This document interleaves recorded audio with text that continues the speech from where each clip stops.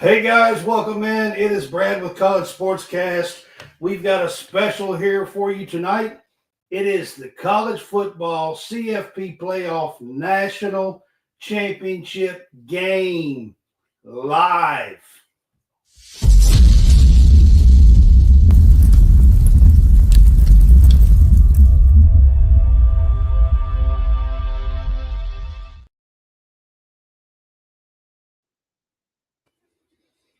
Welcome in, everyone.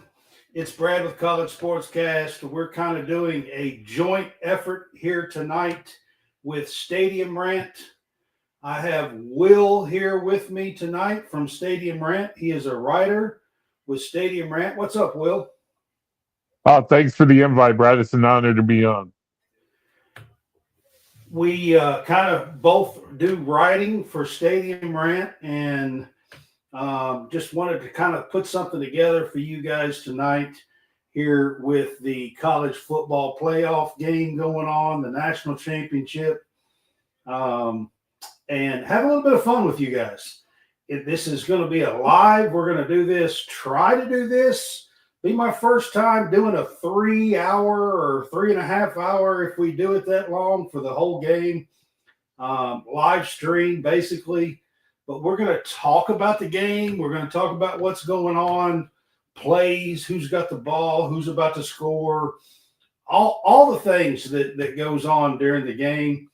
We can't show live stuff of the game, but we can talk about it. Right, Will? That's right. Lee Corso just made his pick. Yeah, I saw that. He put on the Irish, look like. Yeah, I'm going to go ahead and make my pick. I don't know if you think you made your pick on Friday night on your show, by the way, Stadium Rant. If you've never checked out College Sportscast, you're missing one of the best college sports shows there is. But I think Ohio State's going to be way too much on offense. They got a solid defense. I think Ohio State's going to win by 2 or 3 touchdowns easy. I mean, I agree with that. You know, I put out the article on Stadium Rant for the preview of this game. You can still check it out at stadiumrant.com, the CFP National Championship preview. Check it out. I think it's been out for 4 or 5 days now, but I as well picked Ohio State. I even tried to guess a score here before the game starts. I guess 31-20, Ohio State over Notre Dame. That was my pick and my score. I'm going to take the Buckeyes 35-14. 35-14. All right. I mean, that's fair. I think that talent-wise, that Ohio State probably has the edge here, especially offensively. I think defensively, Notre Dame's got a pretty good team. I'm just not sure that they can hang with the Buckeyes on the offensive side of the ball. So we made our picks. Who's a player that you expect to have a big game? Well, if Notre Dame wants any chance to win tonight, and I mean any chance to win tonight, Jeremiah Love has to be 100%, and he has to carry the ball 25, 30 times. This is Ohio true. State Buckeyes can't score if they can't get on the field. Yeah, if they are, time management, holding the ball, I agree with you. That's true. For any game, but in the national championship game here, I'm impressed by the job that Marcus Freeman has done, though. What about you? Oh, I'm impressed. I remember when he got the job 4 years ago, I thought you can't give this young man his first head coaching job at Notre Dame. I thought the job pressure would eat him alive. Yeah, I mean, I'm surprised, really. I'm kind of shocked, pleasantly surprised, of the job that he's done. Both of these teams, Will, has won 3 games to get here in the college football playoff. They have Ohio State, I think, is in a bad mood because they lost the rivalry game 13-10. I have no idea what game plan Chip Kelly thought he was going with that day, but that was a horrible game plan. Yeah. I agree with you. I saw a meme, a joke that said that Notre Dame was going to come out in Michigan uniforms tonight for the national championship game. Oh, I saw that same meme where the same guy was going back and forth talking trash about the other team. Yeah, and they said that Notre Dame put out a thing and said, "Here's Notre Dame's special uniforms for the national championship game," and it was a picture of Michigan in their uniforms.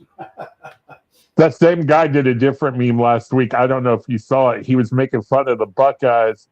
He said their logo looked like a marijuana leaf. Now, of course, it doesn't, but it was kind of funny that he said it did. Oh, me. Yeah. So, Jeremiah Love, I agree with you. Is getting back to the who's got to have a big game. I think he does have to have a big game. I'll tell you somebody else for Notre Dame that I think is going to have a big game. Greathouse, the wide receiver, he's got to be big. He's got to make some plays tonight. If Notre Dame is going to have a chance in this game, I think it can't be all on the ground. I think a lot of it will be, but I think they're going to have to hit some plays to open up the ground game. And I think Greathouse has the talent.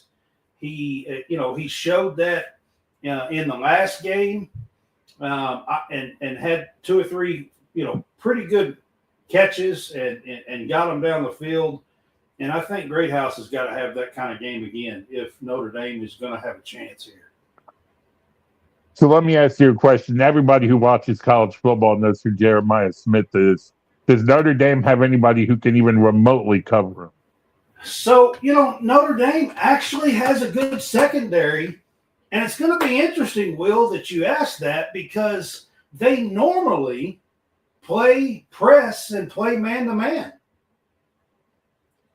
And, and kind of load the box up. That's normal. That's how they normally play. Now, with Ohio State's receivers tonight,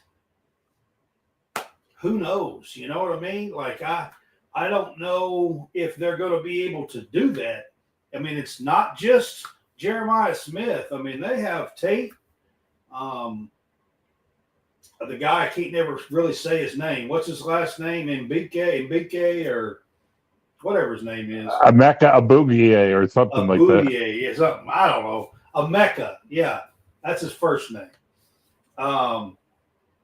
They're both. All 3 of them are great wide receivers. To be honest with you, I mean, Jeremiah Smith against Texas only had 1 catch for 3 yards. He did have a quiet night against Texas. But Ohio State has decent running backs, too. Yeah, they do. Yeah. I kind of like Ohio State's running backs better than Jeremiah Love with Notre Dame, to be quite honest. I mean, Quinshawn Judkins and Henderson is both of them. I mean, they're both spectacular running backs. That's why if you look at offensively, I think Ohio State definitely has an edge. Notre Dame, let me ask you this before we really get going here. What do you think it will mean for the college football playoff if Notre Dame could somehow pull off this upset? For the future. If they can pull it off, yeah. I think you're going to see teams go. I think you're going to see the interconference championship games if Notre Dame can't play in one because they're not in the conference. Right. And if they can win the national title, there's no benefit to playing in the conference championship game. Yeah, I mean, there's definitely talk today. ACC put out that they are in, debating what to do with their championship game. And debating whether or not they give the winner a bye and then the second and third team play each other. Did you hear that? That would just be weird. Yeah. Did you hear that? The ACC's actually, it was put out today. ESPN, CBS, all of them was putting that out today. Well, I'm a Louisville fan, so maybe we can make it to the ACC championship game if all we have to do is finish third. Third, right? There's talk that they're going to give the winner, the regular season winner, the bye, and then the second and third team would play for the right to hopefully make the college football playoff. Is the idea? I think we might see the field go to 16 next year. All the teams that had a first round bye, I believe, lost. Yeah, they did. They did, all four of them. So maybe the bye's not a good thing. But I think part of that is that they gave the byes to the 9th and the 12th ranked team. I think that's part of that. I think the byes have got to be fixed, and you've got to. There's a reason why you have the rankings. I don't even understand. You can have the automatic bids for the conference winners. That's fine, but they don't have to be tied to the first round byes. No, the 4 byes should be team 1, 2, 3, and 4. If all 4 are from one conference, exactly. Well, then do something about it. Exactly. I mean, there's just no way that it should be any other thing, if you ask me. That's the reason why I think you saw all 4 teams go down. I mean, one of the teams was the 9th ranked team, and one of the teams was the 12th ranked team, if I'm not mistaken. Now, before this game gets started, let me ask you a question that's sort of related, but not entirely related to this game. IU went 11-2. The only 2 teams to beat them are playing tonight. So did they belong or did they not belong? Oh, I think they definitely belonged. Not only that, I mean, they're one of the teams that stayed the closest with Notre Dame. They only got beat 23-10 by Notre Dame. I think they actually I think that was the score in that game, right? 23-10. I believe that was the score. Yeah. But I think they definitely deserve to be in. In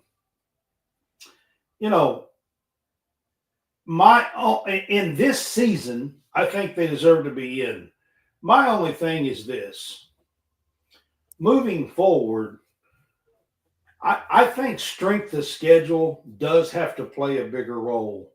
It's hard for me to imagine in some of these bigger, better conferences that a team from the Big Ten can go through the entire schedule all year long, 12 games, and have a strength of schedule in like the 70s or whatever, 68 or 72 or whatever it was.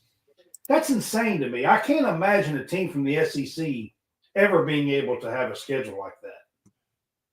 Guys, let's welcome to the show, John. John, what's your thoughts on this first ever college football field and the byes and who should get them? I think it's good for college football. Still like the 4-team playoff a little bit better, but I think that this opens up another avenue for other teams to kind of slide in and be able to be in the field. You got a team like Joshua just said, Indiana got in, SMU got in.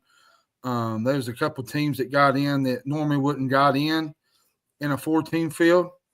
And I think it's a great thing for college football. And I'll be honest with you, I wouldn't be shocked maybe 4 or 5 years from now. Me and Brad had this conversation a while back that if it didn't go to 16 teams eventually, to where, they kind of avenue it out, sort of like an NCAA tournament thing.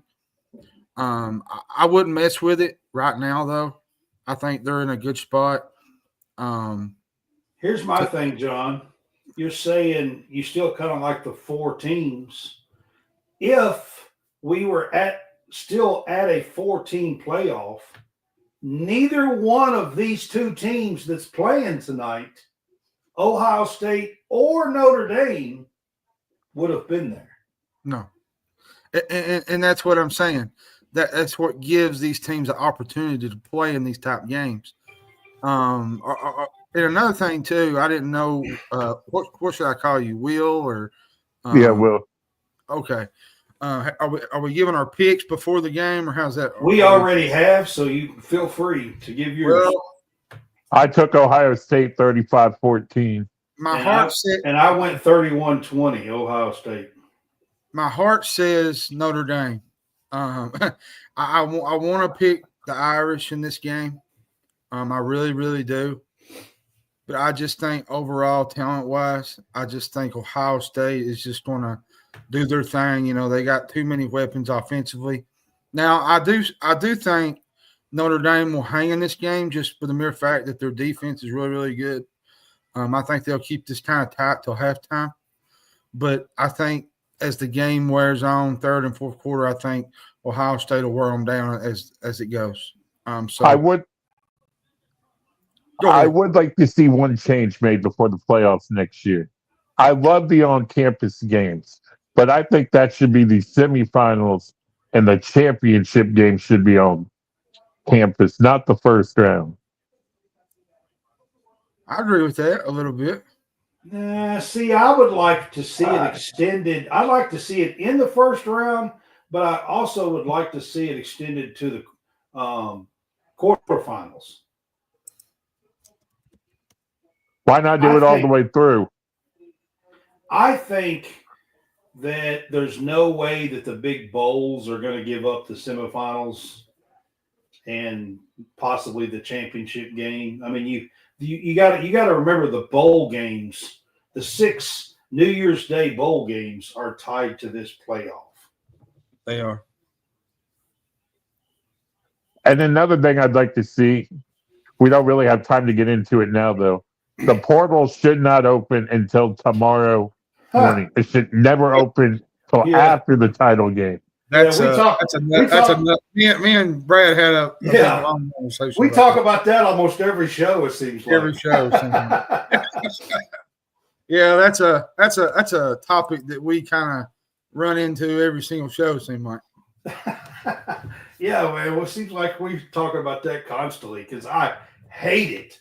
Anybody that watches our show will tell you they know that I talk about that all the time. I hate. Oh, you talk about it every single week. Just about. Well, I mean, yeah, just about close. Especially over the last 6 or 8 weeks since the portal opened, like whatever, December 4th or whenever the hell it was, which is crazy. Yeah, it's just been. I hate it. It's the worst sports calendar in the history of sports. Period. I mean, honestly, you can't compare it to anything else in the history of sports where players leave before the playoffs. Now, that'd be like if the free agency was going on right now in the NFL. Exactly. It's what I'm saying. It's like, yeah, I mean, what other sport? There is none.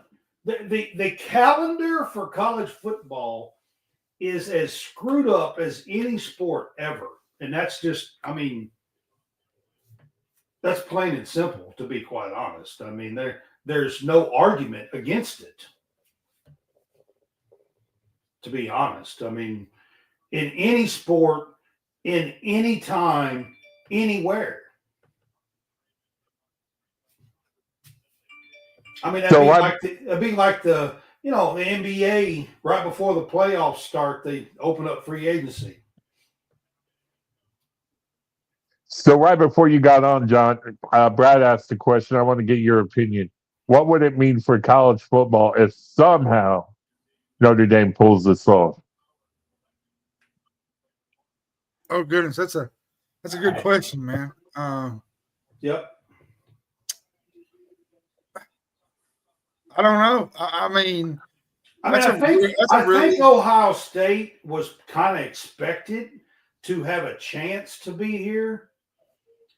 I'm talking about like even before the season, I don't think too many people really thought that Notre Dame would have a chance. Yeah, And that's a and really and good question. and the thing of it is without the 12 teams, there's no way that Notre Dame is here. No, Ohio State would have been had they beat Michigan.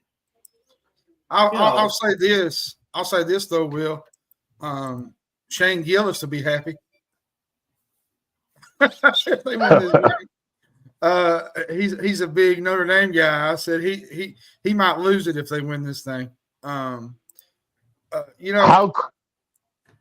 It's been since 1988, guys. when I was 4 years old. 1988 since Notre Dame Fighting Irish won a national championship. I'm gonna tell you, Marcus Freeman's got some aurora about him, man. He don't look tore up. He don't look, nervous. He looks like he's ready to just go into battle, and I like that about their coach. So the teams are running out on the field. Ohio State is running out on the field right now as we speak. Just trying to give you an update. The game has not started if you are not watching, but it is about to. They've already sung the anthems and done all that. The teams are coming out on the field right now, and looks like we're going to get a kickoff, guys, in just a few minutes.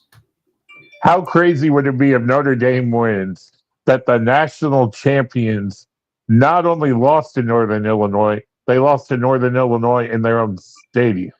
Yep. Was that week 1 or week 2? That was week 2. Week 1, they went down to Texas A&M and blew the Aggies out. Yeah, that's right. So it was week 2. Yeah. Jerome Bettis is going to be an honorary captain. I like that. Yeah, Jerome Bettis, man. I love that. He was not only a Pittsburgh Steeler, but he was a Ram, and that's one of my favorite teams. And I used to love Jerome Bettis. The bus. Jerome Bettis is the dude. The bus. He won a Super Bowl with the Pittsburgh Steelers. So he did. Now, one thing we have not talked about that I find pretty interesting in this game, Marcus Freeman, the Notre Dame Fighting Irish head coach, played for Ohio State. He did. I believe he has one of those trees at Ohio State. I don't know if you've ever been to Ohio Stadium, but they have a orchard kind of thing with trees for all their legends. Yeah. I believe he has a tree there. Yeah, he played 3 years, I think. Is that Archie Griffith with Ohio State? Looks like he could be. It looks like who it is. Kind of surprised they didn't go with Eddie George, but Archie makes sense it's too. Archie. Yeah, that's who it is. Yeah, that's Archie. Yeah, so they got some legends of the game. Archie's definitely one of the legends of college football. They pulling out the legends for this game, and I can't much blame them. It's a really big moment for both teams. So the coin toss is about to happen. Now we got Dr. King. Dr. King's daughter, I'm guessing. Yep. I still say those are brand new uniforms the Irish should never wore before. They might be.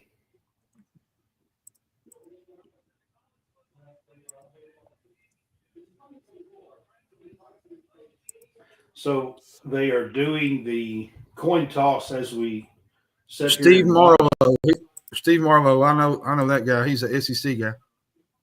Yeah, this is, and so the funny thing is the SEC is not left out of the championship game. This is actually an SEC officiating crew. It is. It is. Come on, that was funny, guys. Yeah. It feels weird that the SEC's not playing, though. It just does. But they're not left out. We got an SEC officiating crew right on the field. We do.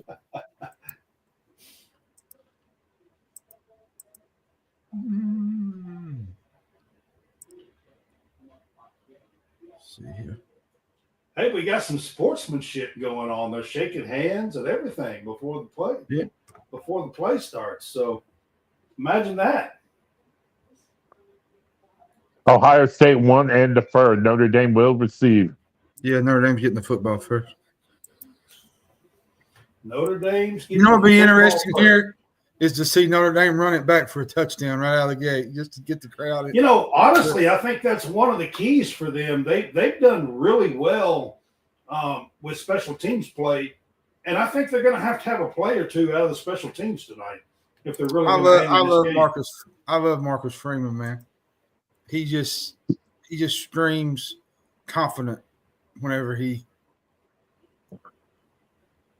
Here's the question, though: if he wins, is he back? What's that?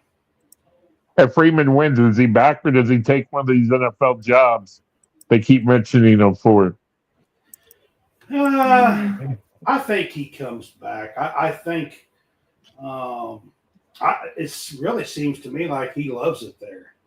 The players love him. Let's see here. I'm going to say if he wins, he comes back. He'll never have to buy another meal in South Bend, Indiana ever again. Nah, no. You know what's neat is I got the game actually sitting here next to. It's on YouTube, so I'm watching on YouTube while I'm talking to you guys. Yeah, it's actually live, like with you all. Like it's in tune. Mine's a streaming thing, right. And it's behind like 2 or 3 minutes. And I don't want something to happen. I mean, you'd be like, "Oh, that happened," and I'm just now getting it. You know what I mean? Yeah. So kickoff in the back of the end zone. Yep. Yeah, I'm streaming too. They haven't kicked it off for me yet. Yeah. Okay. It takes a few minutes for the streaming. Well, I'm streaming as well. I don't like streaming all because of Kentucky basketball games because everybody's knowing what's going I'm streaming as well. And people would call me and be like, "Did you see that?" And I'm like, "No, it ain't even happened yet." I'm streaming I don't as really well. want to know right now. Am I the only non-UK fan on here? Yes. Who is your team? Speaking of which, I'm a Louisville fan, but I have mad respect for UK. You don't want to know, John. Well, I do want to know because I want. But if you're honest, Kentucky's not Kentucky without Louisville, and Louisville's not Louisville without Kentucky. That ain't a good sign early right there. I'll tell you this much.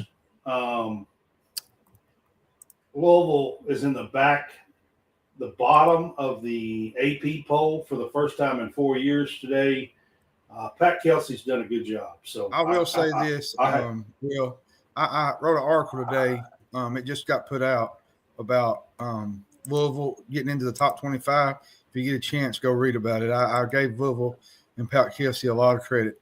I think what he's doing is wonderful. He's rejuvenated that program, and he's got them playing at a really – and I wouldn't be shocked if they're the second best team in the ACC next to Duke, to be honest. I know Clemson's there, but I think Louisville's better than Clemson, really, right now. So 3rd and 3. Yeah. Notre Dame. Nice run by Riley Leonard right there. That was a really nice run. The first play, they met the running back in the backfield. They did, and then Riley Leonard just got the first first down of the game. See, that's one thing I said, what was it, last week, Brad, or I think our last show. If Riley Leonard can run with his legs, he can change this whole dynamic of this football game. Well, he just picked up about 12 or 13 yards on 2 carries. I mean, he did it right down the middle of the defensive line. He did, both of them. Oh. I thought that was going to be a big play. Yeah, I think he threw it too short. Yeah. He was open. Yeah, he was open. Coming across the middle pass play there. And for those that don't know, they played last year. Ohio State they went to the wire. They won on the last, and actually the guy that made the play transferred to Kentucky. Yep. Chip. Notre Dame hasn't beaten Ohio State since 1936. That's quite a while. Crazy. That's crazy.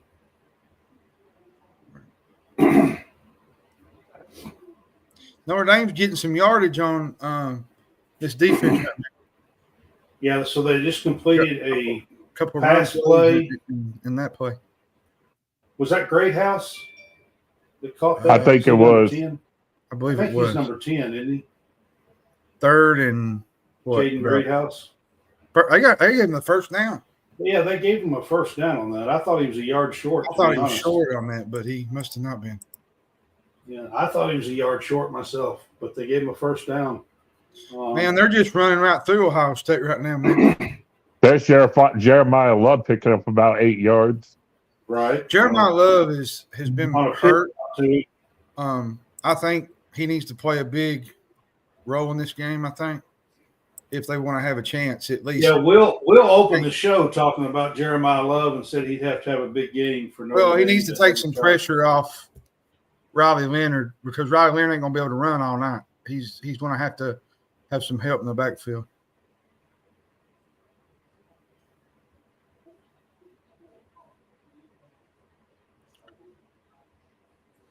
So second down, Riley Leonard run up the middle and probably maybe 2. Third. Maybe it's going to be maybe a yard. Yeah, third it's going to be 3rd and 1 from about the 41 or 2-yard line, 40-yard line, something like that. I know it's the first drive of the game, but this is a huge third down. It is 45-yard line. They got 1 yard.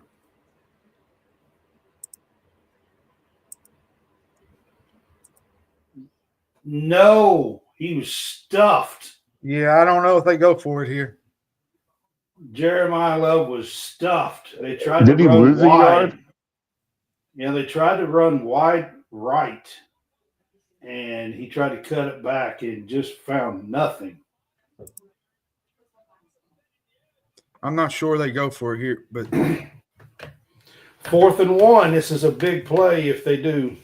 If they go for it, Riley Leonard has to keep it up the middle. yeah, they're not going to try to be too. They went for it, and not only went for it, Riley Leonard got it on 4th down at the 45, from the 45. Yep. Ohio State 45. He crossed over to about the 43-yard line. Big play for Notre Dame right off the bat here, guys. Marcus Freeman looks like he was expecting the shove. You know he wants to beat his alma mater. He just looks so cool and confident all the time. Yeah. He does. That's why I said he don't look nervous. He always looks poised. Is he the youngest coach that's ever made it as well? That I can think of.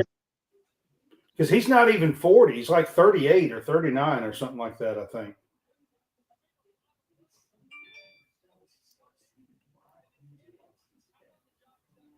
I'm surprised Ohio State hasn't called timeout yet. Ohio State, they got them on their heels a little bit early. They're wide on that throw.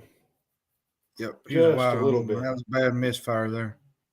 So 2nd and 10. They're at the 28-yard line of Ohio State. So good opening drive here. Not only that, Will, before the show, you were talking about they need to eat up the clock. This opening drive is, 9 minutes and 23 seconds. Yeah. I look for Riley Leonard to go right up the middle. If not, Leonard, Jeremiah Love.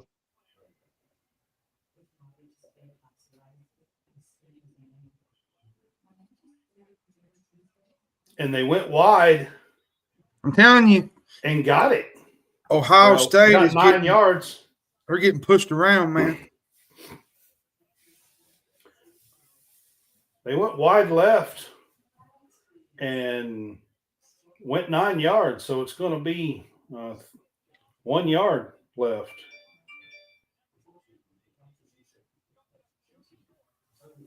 Third Well, and assuming one. they don't turn the ball over, they're going to take an early lead. Yep, it's 3rd and 1 here from about the 19. 21. No, the 19. He got it. And he got the first down. Notre Dame's pushing them around, man. This is I didn't foresee I didn't this. see this coming.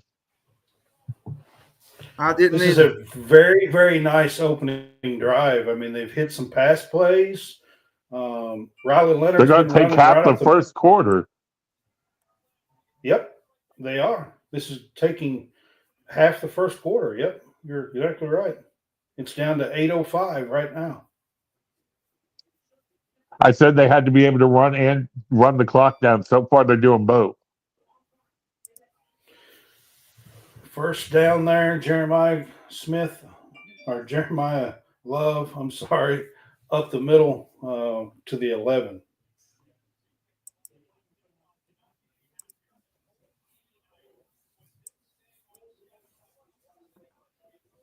And they're in no hurry to run the next play either.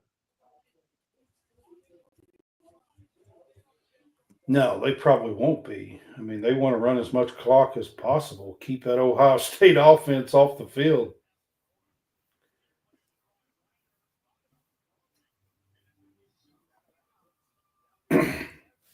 So Leonard runs right all the way to the 3.5 yard. Yeah, I mean, that's close. He got close to the first down. I don't know where they're going to mark him. A yard or two short, maybe? Yeah.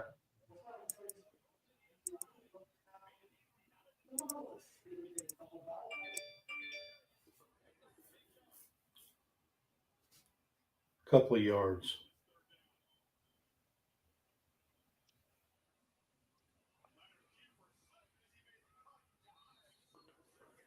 Okay, so they're going to be like a half a yard short here. 4th down at the 5. Do they go for it, or do you take the 3 points? Stats say you go for it. He slipped a little bit, or he might have made that. Yeah, I think if he doesn't slip, he might have scored. Yep. That was Riley Leonard, and I mean, they're 4th and a half a yard. He's on the field. Yep. Whoa, he got it. Okay, guys, how many 4th downs is that in the first drive? 3? Yep. Is that 3 4th down conversions? Are they really going to take 10 minutes off the clock in this first drive? It's sure looking like it. And that is the 3rd 4th down conversion by Notre Dame on this opening drive. Very impressive, guys. 5 minutes and 20 seconds on the clock. Touchdown. Riley Leonard, touchdown, Notre Dame. He walked that in untouched. Yep. 5 minutes and 15 seconds on the clock in the first quarter, and Ohio State has not even touched the ball. 18-play drive. That was a statement drive. Nobody touched him. He just walked in.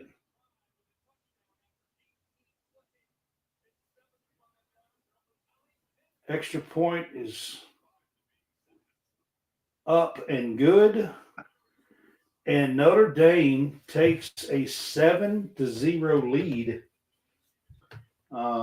with 5 minutes and 15 seconds to go in the first quarter. I don't know about the two of you. I did not see that drive coming. What an opening drive, man. That was a statement drive. It was impressive. Now we'll get to see how Ohio State kind of counteracts this because I've said that Notre Dame's defense is really, really good, and I'm kind of interested to see how they come up with some ways to limit Jeremiah Smith. You're not going to get him all night, but you got to limit him some. Well, Texas held him to 3 yards on one catch. I'm going to tell you, they don't got an answer up the middle. Notre Dame is pushing them up the middle. Their front four is getting cooked by this Notre Dame offensive line right now, and that's not a good sign if you're an Ohio State fan. But it's early, so. But here's the difference between the two teams. Notre Dame needs a long drive. Ohio State can go 80 yards on one play. Just toss it up top to Jeremiah Smith. Yeah, it's still a. This is true, and you know, I mean, they don't need a whole lot of time on the clock. Ohio State don't, not to put points on the board, but if you can limit their possessions, it'll help a whole lot.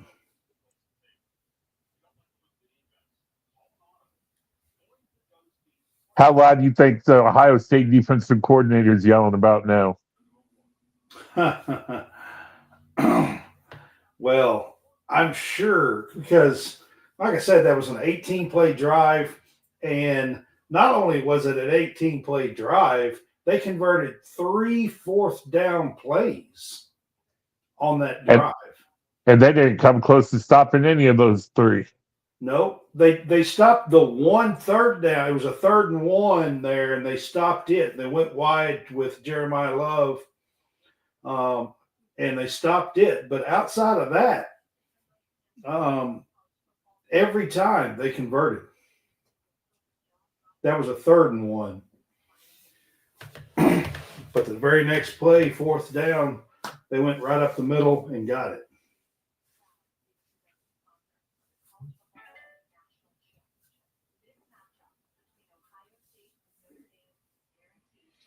Now we're going to get to see Ohio State's offense for the first time 5 minutes into this game. The longest scoring drive in CFP Championship Game history. 18 plays. Now, if you're Notre Dame and you come out and you get a quick 3 and out, all of a sudden you have all the momentum. Yep. That was the longest plays scoring drive in college football playoff history. 18 plays scoring drive. All right. Kickoff for the Irish. Again, there's 5 minutes and 15 seconds left.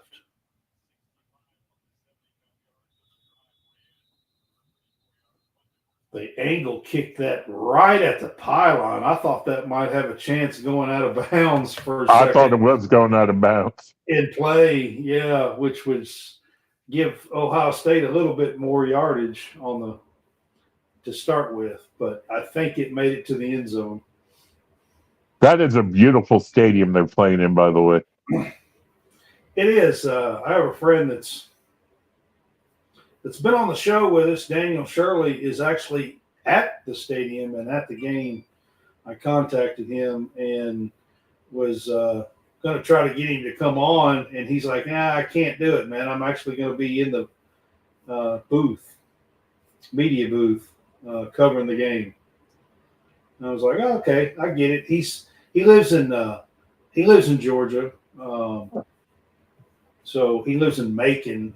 And the game's played in Atlanta, so it's not that far. He is the senior editor for football, college football, for The Athletic. That's awesome. That's a great website. Yep, The Athletic. Yeah.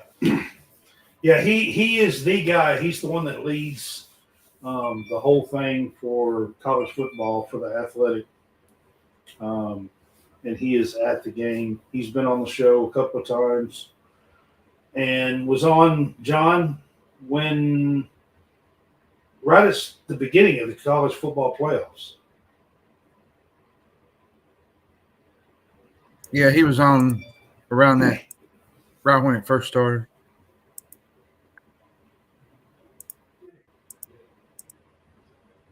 All right, so is the first play going to be a run or a pass, you think? I'm going to go pass. I'm going to go pass. I get a feeling they're going to look to go deep Okay. just to take the momentum right back. Yeah. If they could get a big, even if it was a 30 or 40-yard play, it would help take the momentum back. What do you think, John? I think a long pass would be probably beneficial to try to get some momentum back in the game.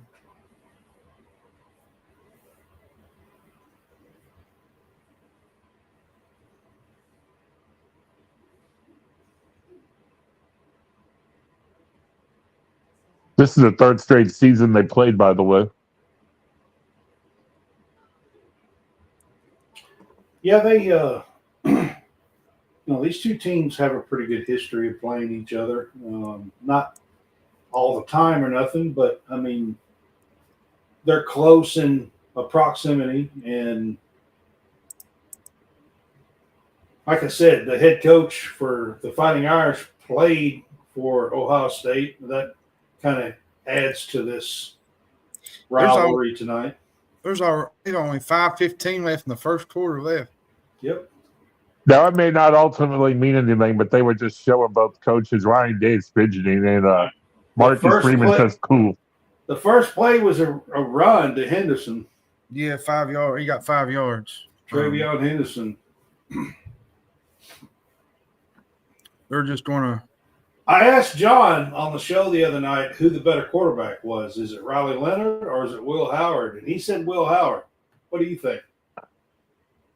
Oh, I love that segment of your show the other day, by the way, but I also agree it's Will Howard.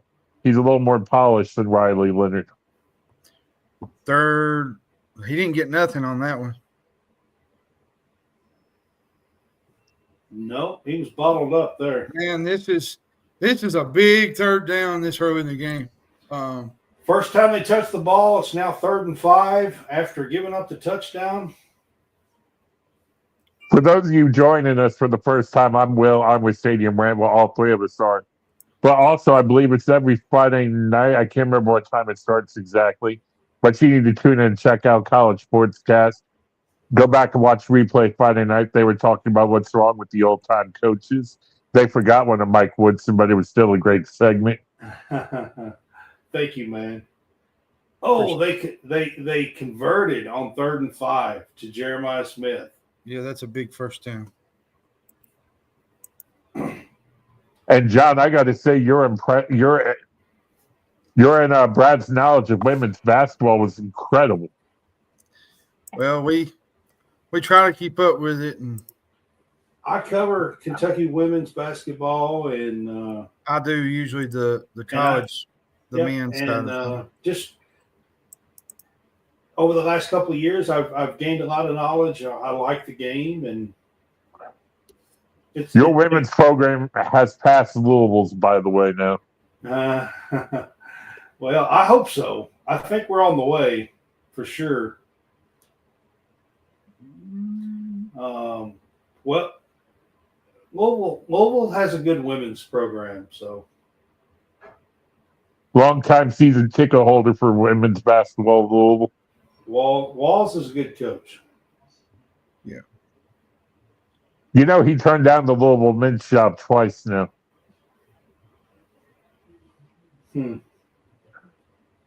No, I really didn't know that.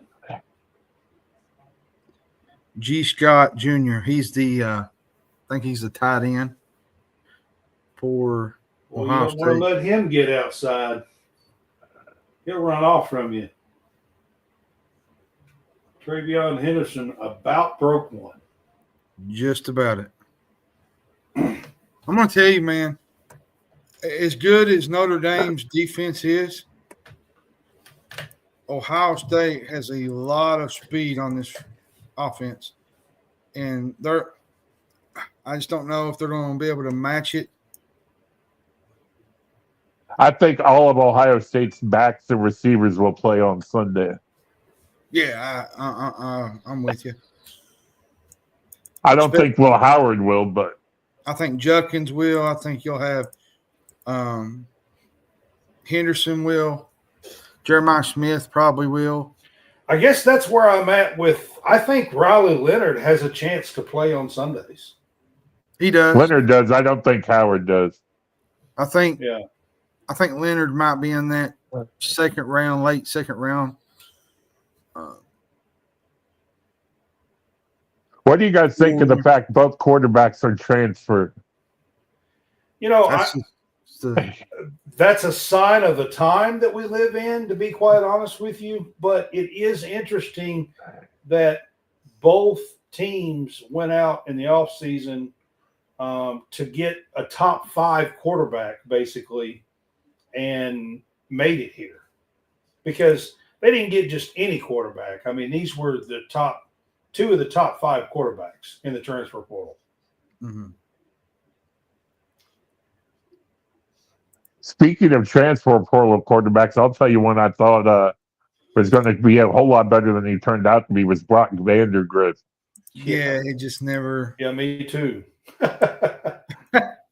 He just never developed into a solid quarterback. I think too, he just got hurt. He was hurt half the year too, and it just. Yeah, I think he tried to play through some pain and Injuries, it just didn't work. All right, guys, we're at 3rd and 3. Ohio State is down to the 18-yard line, and they're driving only 10 seconds. It's the end of the first quarter. They're going to let it go. So what a quick quarter. That was a quick quarter. Yes, they did convert. At the end of the first quarter here, it is Notre Dame 7 and Ohio State 0, but driving.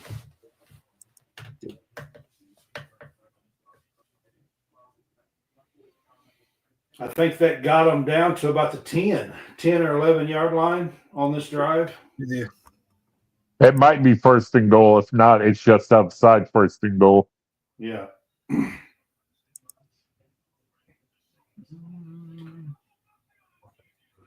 So Ohio State's drive has been a little quicker than Notre Dame's was, but if they can get the touchdown here, it'll still have the same effect. While we're in commercial break, guys, for all you watching tonight, I'd like to ask you to turn into my normal show, Ringside Rant, every Thursday from 8:30 to 9:30 on Stadium Rant, as well as check out College SportsCast, I believe, every Friday night. We do Friday nights, and throughout the season, we have a Tuesday night show called The Big Fuss Show. Yeah, and usually during March, we kind of take a back seat to March Madness. Usually we'll do it early in the week. Yeah. On Tuesdays and usually Mondays, ain't it, Brad? Because we don't want to interfere with all the games that are.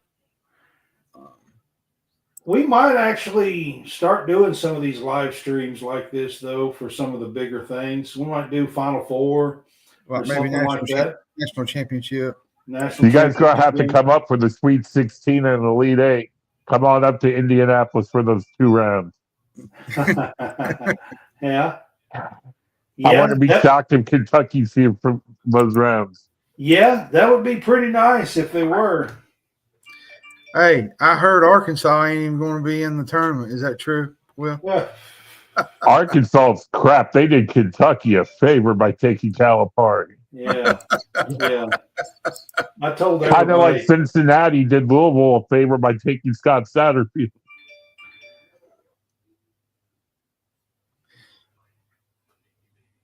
All right. Speaking of which, the ring rant does that have to do with wrestling? I'm guessing. Yeah. Okay, I'm a big Brad. I tell you, if you ever want me on your show, I'm a big wrestling buff. Maybe do a old school wrestling show. I could test your knowledge when it comes to old school guys.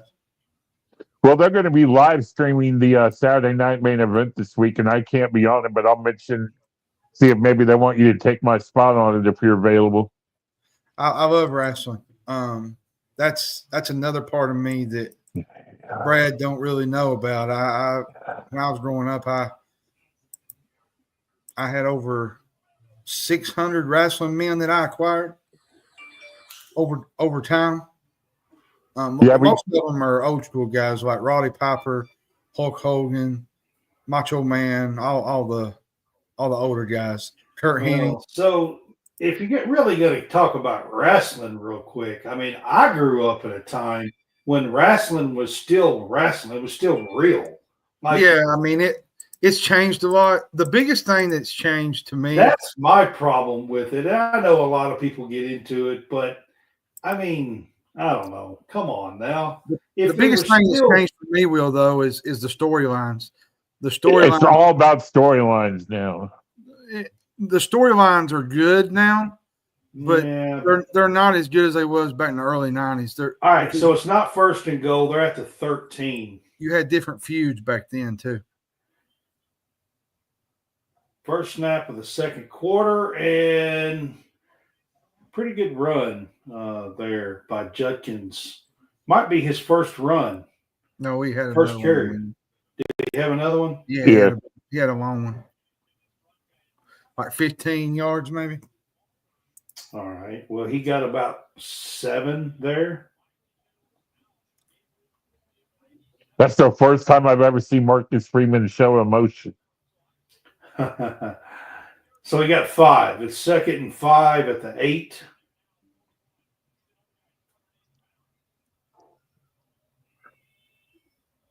Guys, we are 30 seconds into the second quarter, and this is Ohio State's first drive. Uh-oh, he's fixing to walk in. Yep. Jeremiah Smith. Touchdown.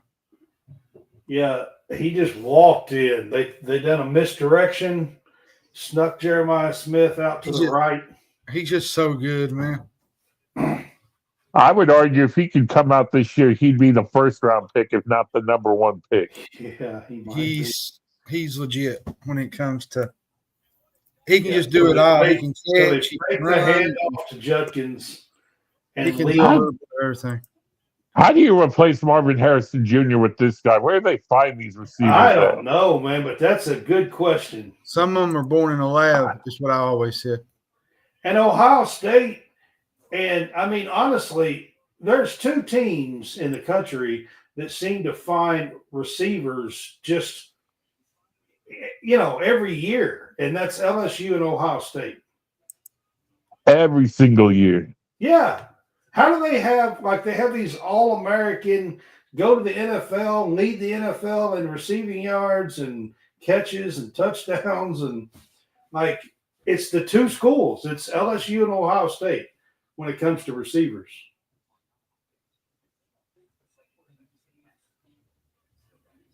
Now that we're on a timeout, what do you think about the Bears hiring Ben Johnson today? I think it's a good hire. It's a good hire. J.C. Kirk is in the building. What's up, J.C. Kirk with Stadium Why don't you hop on with us, J.C.?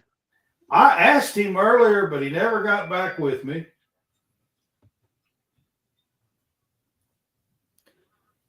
For those of you who don't know, J.C. is one of our bosses. He's a really cool guy, by the way. I don't know what he means by that.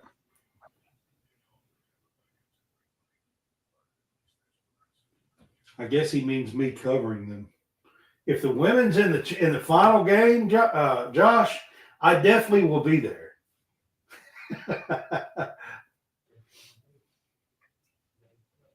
So you guys both covered Kentucky. Have you met Matt Jones? Matt Jones is a cool dude. Hopefully he's watching, by the way.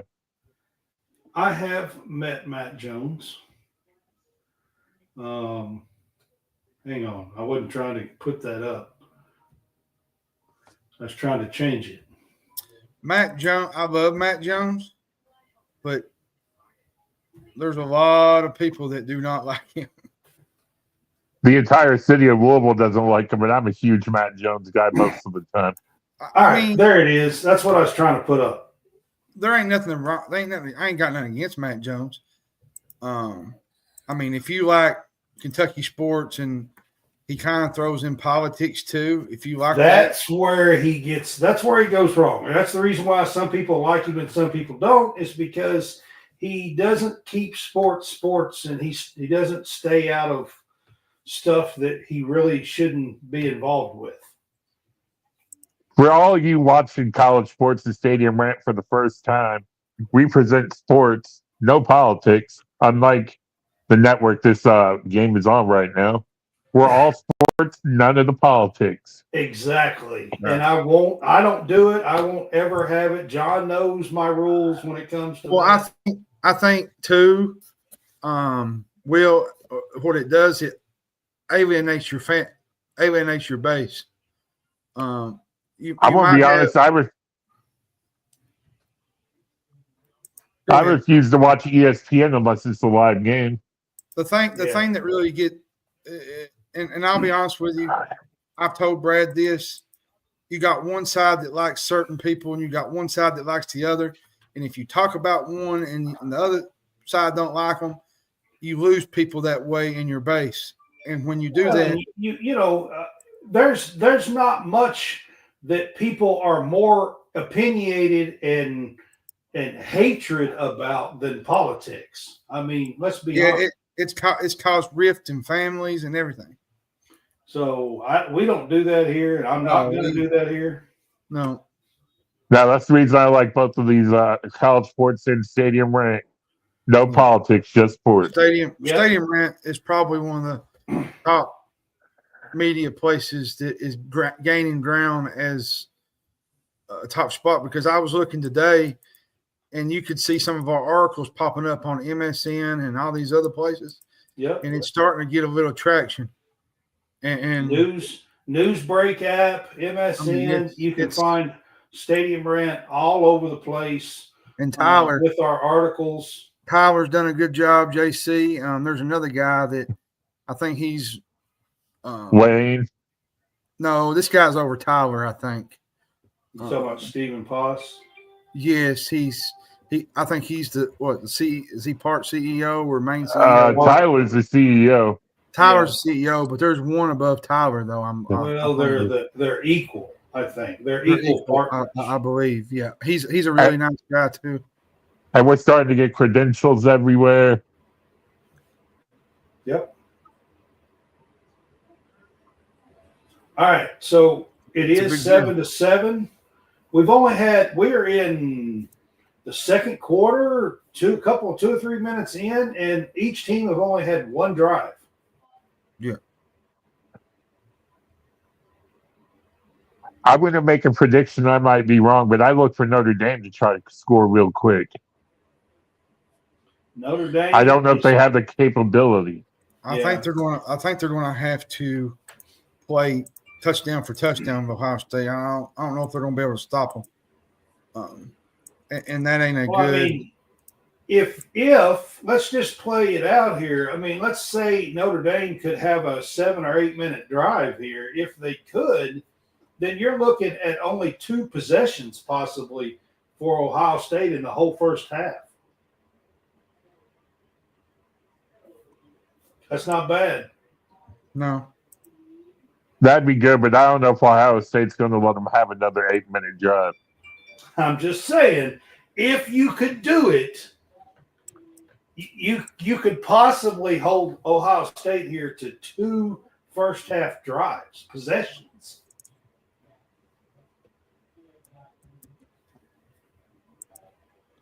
Is it just me, or are these commercial breaks longer than normal? Yeah, I think they are longer than normal. And they are going to kickoff, and then they went to a commercial break after the extra point, and then they did the kickoff, and then they go to another commercial break. Well, I'm just glad TV Teddy can't do college football too. All right, so we are finally back on. There's 14 minutes and 10 seconds left, so there's a little bit more time than I just said. And Riley Leonard's fixing to start a second drive here for Notre Dame at the 20 or from the 25. Yeah.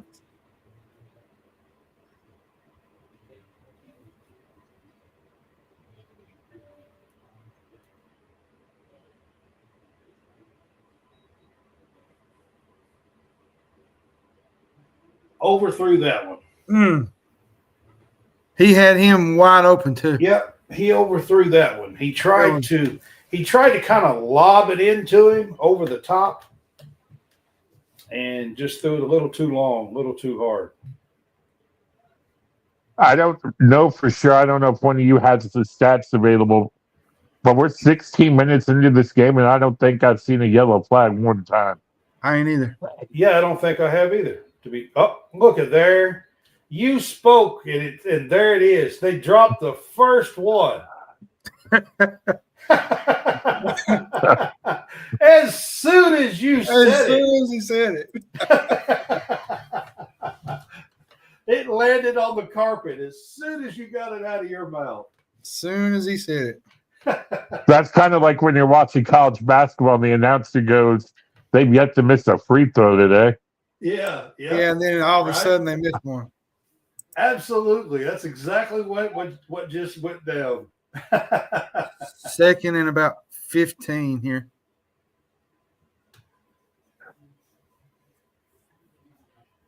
Uh-oh, pressure. And Raleigh escapes.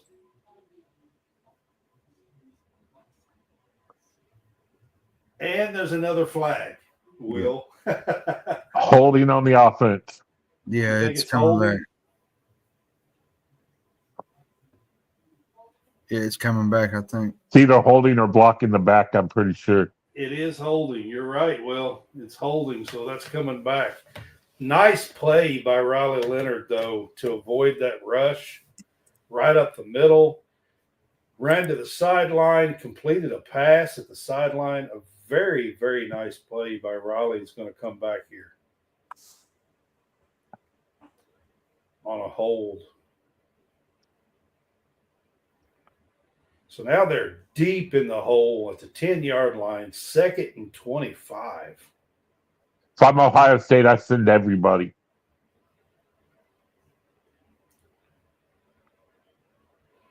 So Notre Dame plays it really safe, runs it up the middle for a couple of yards, but they are looking at 3rd and 23 here.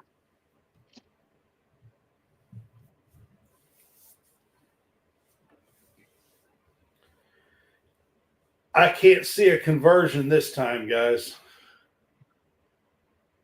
No, I think you play it safe. You just hand it off, pick up the yards, and punt it. Yeah, I just don't see a conversion here. 3rd and 23 from your own 12. What would you do, John? Would you throw it, or would you just pick up the yards and punt? That's what he did. He just threw it over out to the tight end. They actually did throw it. They didn't just run it, and picked up about 7 or 8.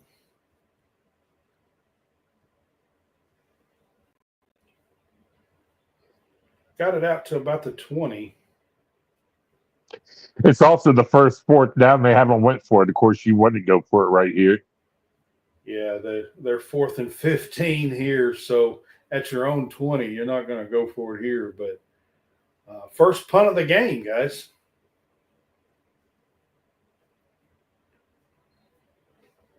We had the first flag, and now we got the first punt. And I believe we're going to have another flag on this play. I'm pretty sure Ohio State drug somebody down on the ground. Yeah, that's what it'll look like. I think this one's going to go against the Buckeyes. And this will be their first penalty.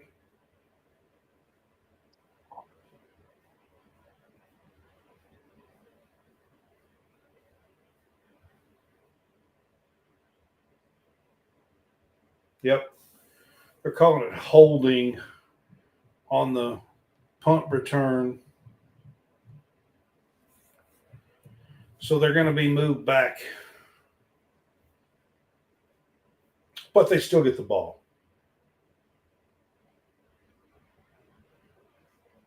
And that hold was pointless. It was nowhere near the football. No, it wasn't. Yeah. And it was just a on the punt. I mean, there was no return.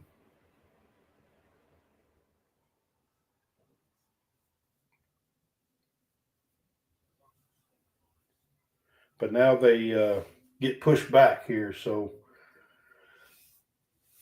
Notre Dame picked up the first couple of flags and got behind the sticks. And that really hurt them that drive. You could tell right off the get-go, Will cursed them by saying there was no flags, and then boom, there's a flag. I can see that on headlines across America tomorrow. Will curses the Irish. I got a quick question, Will. How long have you been with Stadium Rant? Last fall. I was wow. part of a show, Dirty Leather. It kind of fell apart. I took a few months off, and I've been with Ringside Rant for about a month now. So who is your co-host and all that involved with those? Nick Baker, Bernard Green, Nicholas I know Bernard. Molisic. I know Bernard. You know Nick too, if you ever part of the general chat. Yeah, I've seen Nick. I'll tell you, a friend of our show here at College Sportscast, his name is Howie Fresh. He is. Oh, I'm going to be on his show tomorrow night. I was going to say, he is huge with wrestling. You have to check him out because he does the wrestling. It's funny. I tell people I wouldn't say they're cliques, but like you get into Stadium Rant on the Discord, you got different people talking to each other, and then everybody has their own little person they talk to. You know what I mean? Like they all have their little group, and me and Brad and Howie have our own little chat, and everybody else probably has their own little group that they talk to. But mostly I talk to Soar a lot. Me and Soar is pretty good buddies. I've wanted to be on your guys' show for the longest time, so thanks for co-hosting tonight. Anytime, man. You're welcome, man. I thought we would kind of join forces here and do something fun. I mean, you probably won't get a lot of viewers, and I say that because unless people are at work or something, some people are probably watching it themselves. But we're giving a more detailed outlook on what's happening in the know. I don't know if Brad told you, but I was texting him while you guys were on the air the other day. I'm a huge fan of your guys' show. I appreciate that, man. Yeah, man. Even though you're a Louisville fan, I forgive you. No, I'm kidding. Actually, truth be told, I use your show to place my parlay sometime. That's kind of what that's why I do the game day pick'ems, and I use DraftKings spreads and stuff. So he's so good.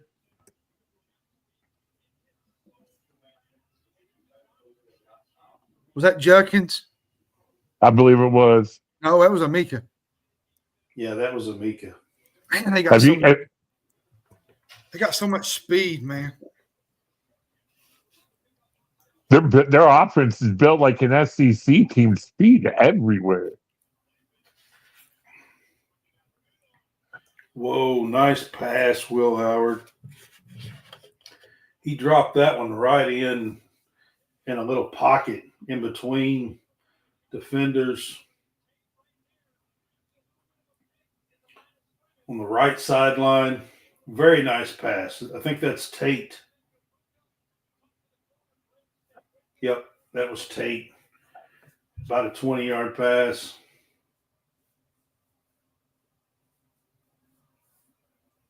You hear that, Brad? What? In the background. I didn't. What was it? The game. I don't know if you can hear it or not. No. No. I turned mine down before we started because he said he could hear mine a little bit. So. There's another quick question. Say Ohio State loses this game. Does Ryan Day get let go?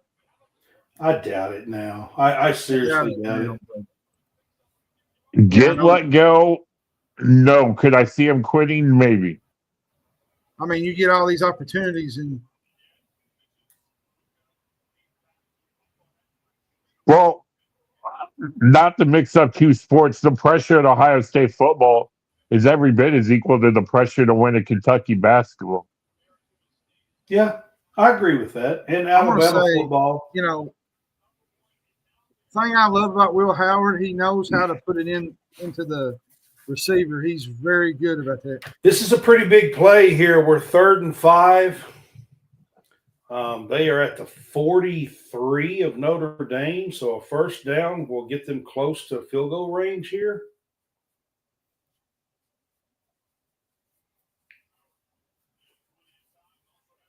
And he's going to pull it down and run it right up the middle and get it.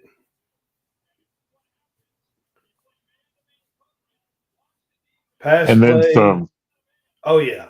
And he looks it over, doesn't like what he sees, wide open up the middle, picks up, I don't know, 10, 12, 15 yards. They marked him down at the 28, so 15 yards. Notre Dame's defense is, you can tell they're getting tired.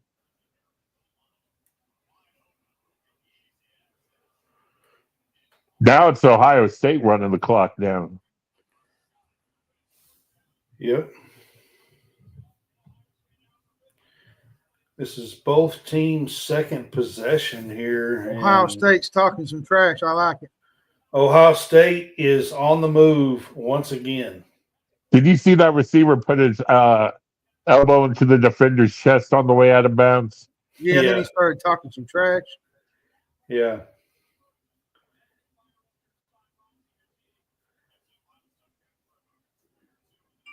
He went full Oklahoma drill on him that time. Ibuke. Hey, John, how do you say his name? Ibuke. I think that's how you say it. Closer than I said it. I'm not good with those kind of names, so John. I think I called him a Boogie or something. Yeah. Who called the timeout? Ohio State did. Yeah, Ohio State called a timeout. Not real First sure. timeout of the game. Yep.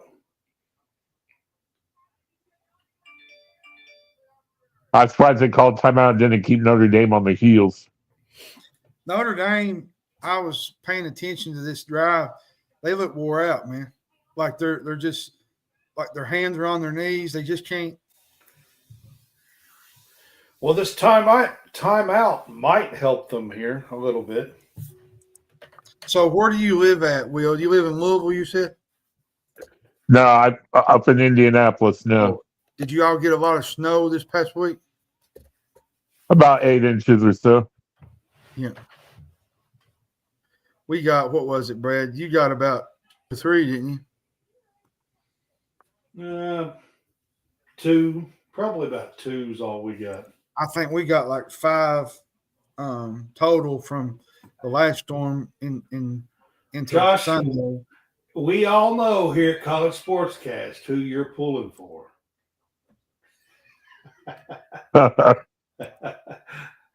Josh is one of our best, I guess, longest fans that comes on our show and chats with us. And he's in a couple of chats with me. And you know who I'm surprised ain't here tonight? Who's that? Clyde. Yeah, Clyde ain't been around just yet, but we're going to be here a little while. We got a few others that might find us and jump on here in between. But I have met Josh, and he's a pretty good dude. So going back to the UK for a sec, you guys got robbed on Saturday rather. Henderson or something, whatever his name is, never might have shot. He didn't use his elbow to get off. Yeah, Grant Nelson. There you go, Nelson. Every time he went into the lane, he used his elbow. Yeah, I was talking to my dad today, and my dad said, if they would have called it fouls on him every time, he wouldn't even have got to play the last 10 minutes. Now, I'm a diehard Louisville fan, and I'm going to get some backlash from my Louisville fans for what I'm about to say. I much prefer Rupp Arena over the Yum Center. Well, I mean, It's just nicer. You'll lose some followers over that one. It's just Well, nicer. there's Urban Meyer and there's Lou Holtz. Cardell Jones. The last two coaches that have won championships for both teams. Urban Meyer at Ohio State and Lou Holtz at Notre Dame.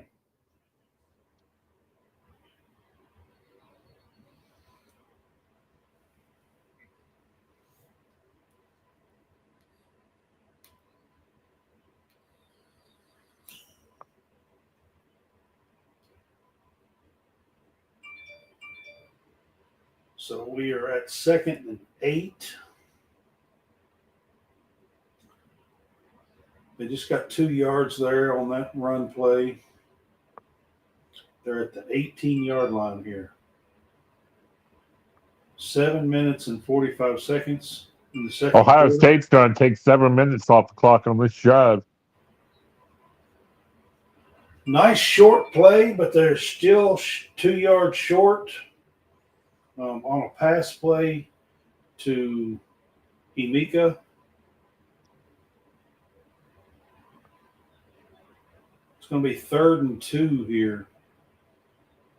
Which one of these teams do you think has the best chance to get back next year? I mean, it's hard to say because Ohio State is loaded with talent, but they're going to lose a lot of it.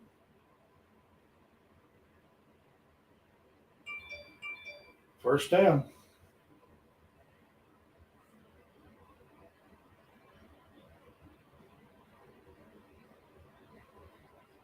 My guess, I mean, do you guys think that Riley Leonard enters the draft or you think he comes back?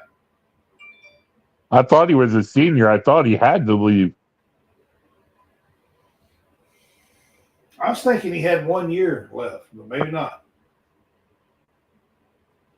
Although, wasn't it just last week the NCAA said everybody gets 5 years? Well, they're talking about it. I don't think they've done it yet. Judkins, touchdown. Ohio State just went ahead. 6 minutes and 15 seconds. Both teams have now had an 8-minute drive at least.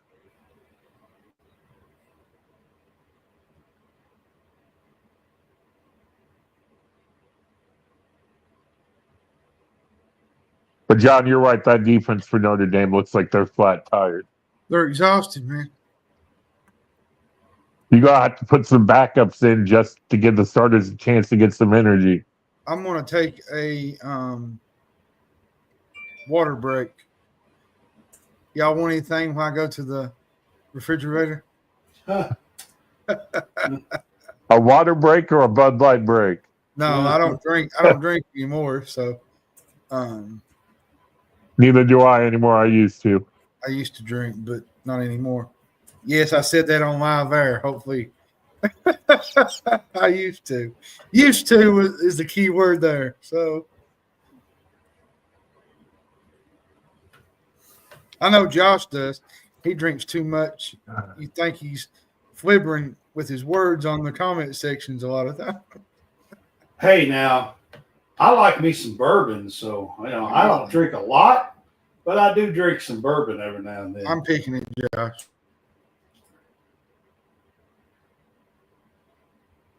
All right, so Ohio State goes ahead for the first time tonight.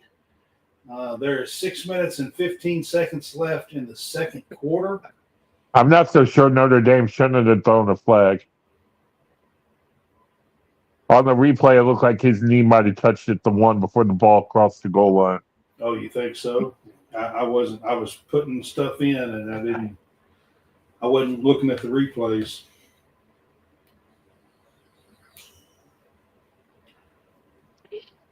Either way, with 6:15 to go till halftime, Ohio State 14, Notre Dame 7.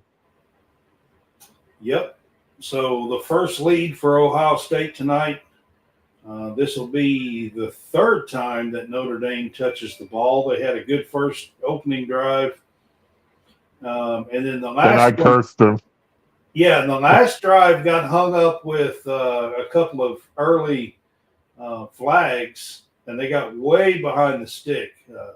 Second and 25, third and 23, and just couldn't overcome that.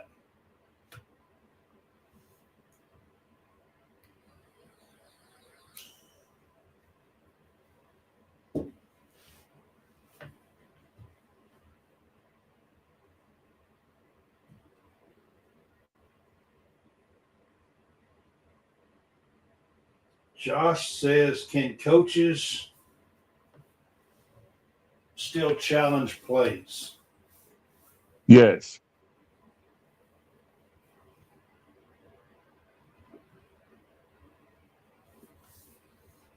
I believe they get 2, don't they? You know, or can they just ask the ref to review it, but they don't have a they have challenge? to just ask the ref to review it. I think. I don't think they actually get a challenge like that anymore. I don't believe. I know they do in ACC conference tournaments, but I don't know about every league. You know, I'm surprised. I'm surprised Josh is even getting this game.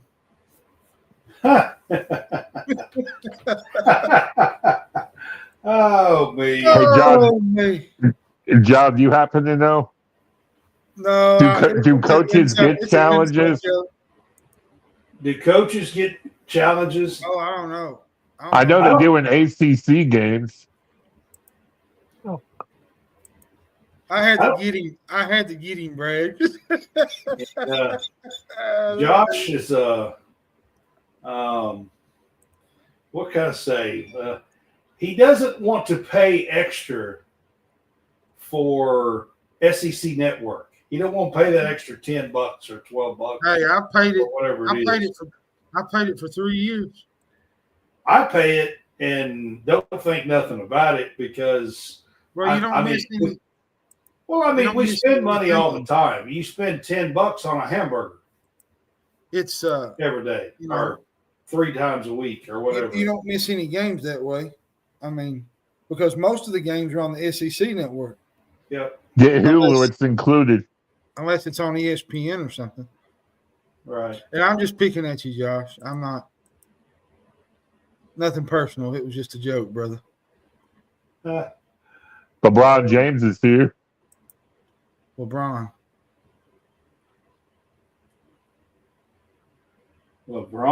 James. Oh, is he at the game? Yep. He needs to be worried about the damn Lakers. Not Ohio State.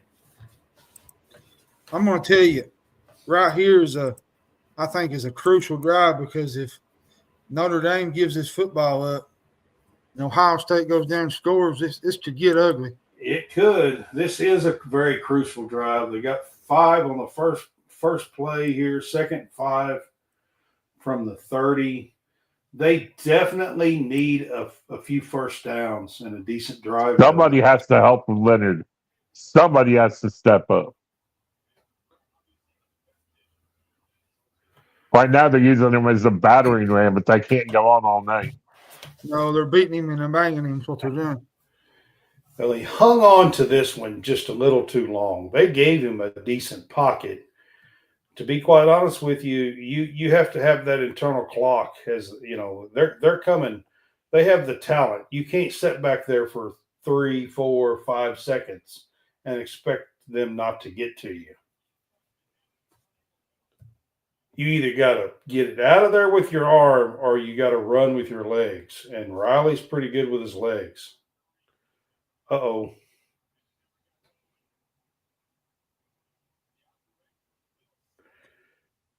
Almost the first turnover of the game. This is becoming a disaster for Notre Dame. So they snapped the ball, as the tight end was running through the formation. They are lucky that ball got popped And up. hit him, and just almost the first turnover right there. And so they do not get a drive.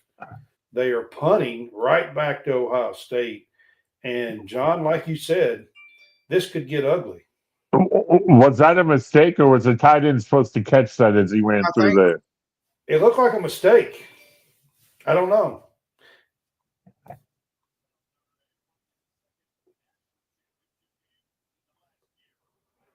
That was definitely a tight end, though, that was running through the formation.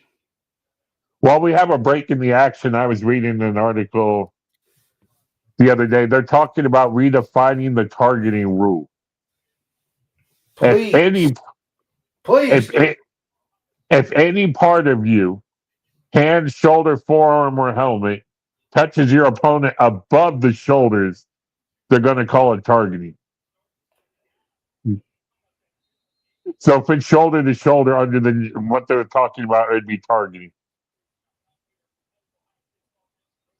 If they pass that, how do you tackle? Yeah, I don't know about that. But targeting definitely needs some help and needs some work. There are games where it is a clear targeting and they don't call it. They review it and still don't call it. And then there are games where it doesn't look like a target and they call it targeting. I mean, it's terrible. And the whole point is this, in my opinion, it needs to be handled like they do flagrant 1 and flagrant 2 in basketball. There needs to be a targeting 1 and a targeting 2. Arizona State lost in the quarterfinals when Texas clearly committed targeting on Arizona's last possession. Yeah, absolutely. And honestly, I think there needs to be a targeting 1 and a targeting 2, whichever one you want to call it. Targeting 2 is only a 15-yard penalty. You do not get tossed out. Is it just me, or this thing went by fast? It's going by fast. And all of a sudden, Notre Dame's defense is toughening up. Yep, it's 3rd and 7 here. This is a big down for Notre Dame. I know people think offense, but this defense, if they can, and as I was talking, they got it. Ohio State. But if they could have stopped them there, that would have been big. Ohio State is 5 for 5 on 3rd down. I'm going to move this into the living room. 7 here. This is a big down for Notre Dame. I know people think offense, but this defense. What in the world? And as I was talking. How in the world? What's going on there? I'm trying to get it to shut off. I hear Brad, and he's like, what? I opened up Facebook, and it was playing. Guys, Will Howard is 11 for 11. Is that good?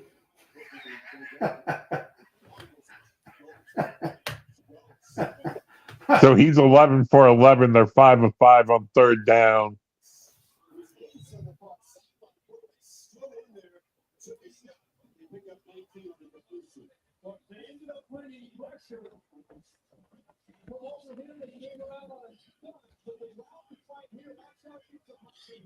Ohio State's just got a lot of weapons, man. They do. So many guys that can beat you one-on-one.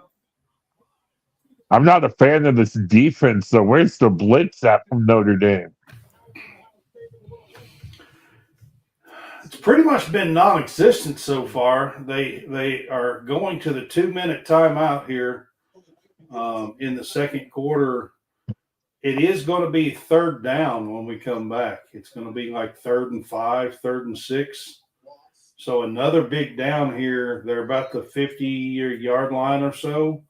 You have to stop them here if you're Notre Dame. Because don't forget, Ohio State gets the ball to start the second half. They do. So I mean, it's big. We are at the 2-minute timeout here in the first half. It's 14-7, Ohio State. While we have a second, they just showed a fire department ad on the TV. I just wanted to give all my thoughts and condolences out to everybody out in LA. Hopefully, everybody out there is doing all right, getting a chance to enjoy the game a little bit. Yeah, it's bad what's going on out there for sure. What makes it worse is a lot of these people, insurance got canceled and things like that. So, that's a terrible, terrible deal to lose everything. How's Kentucky recovering from the winter storm a couple weeks ago? It all cleared up and good to go now? It's just bitterly cold right now, and we had some snow. John, We had some Sunday. Yeah, we got some flurries yesterday, nothing major.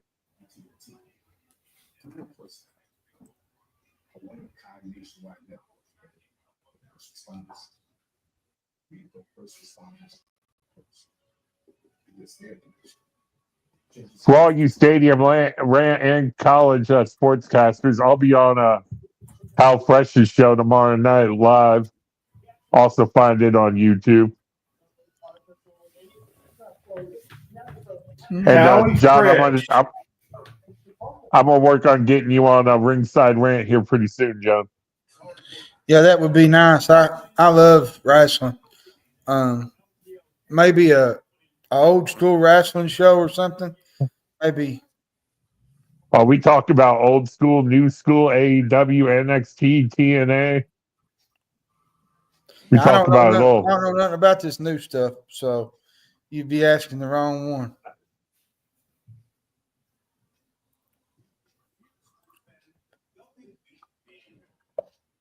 Yeah, Josh, talking about the hurricane, North Carolina, Tennessee, over in the mountains, plus the fires from LA. Hopefully everybody's doing good, getting a chance to watch the game, or hopefully watch us and have a relaxing evening. I hear John's going to sing a solo at halftime. I'm just kidding. Yeah. Yeah, right. Oh, me. Yeah, right. That'd be. Y'all might not want to watch that. Yeah, you might want to just log off for the night. There's Travis Scott again. 3rd and 7. Oh, goodness. Big play here from the 45.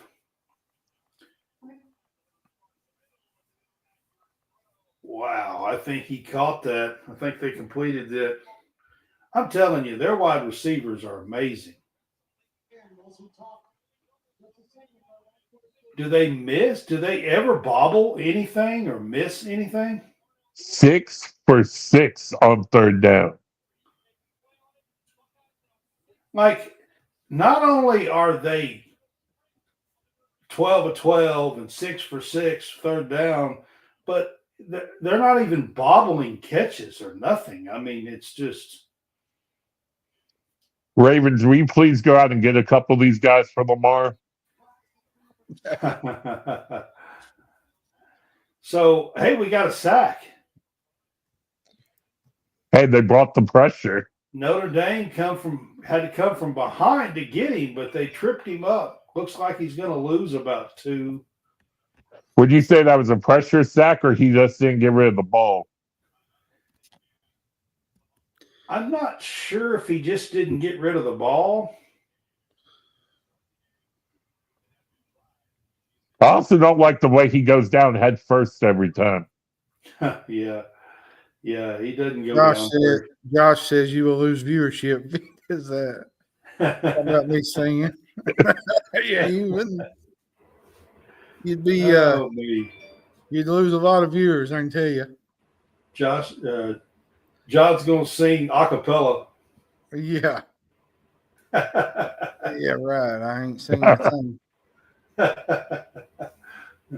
Oh goodness. This is a fast moving game. It is. So Notre Dame called a timeout after that play. It's 2nd and 13. He lost 3 on the sack. A minute 25 seconds to go in the half. They're bringing a little pressure there as well, but wow. Jeremiah Smith was left wide open. But they did bring some pressure that time. But of all the guys you leave wide open, he's the very last one on the entire roster. I mean, he was wide open. Like, the defender was 12 yards away from him when he caught the ball. Notre Dame, you are now in real trouble. Yeah, we are at the 23-yard line here for Ohio State. Wow. They catch everything. Travion Henderson over the shoulder, the running back.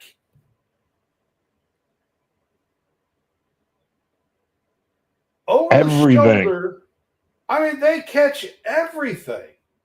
Oh, wait a second. He didn't catch it.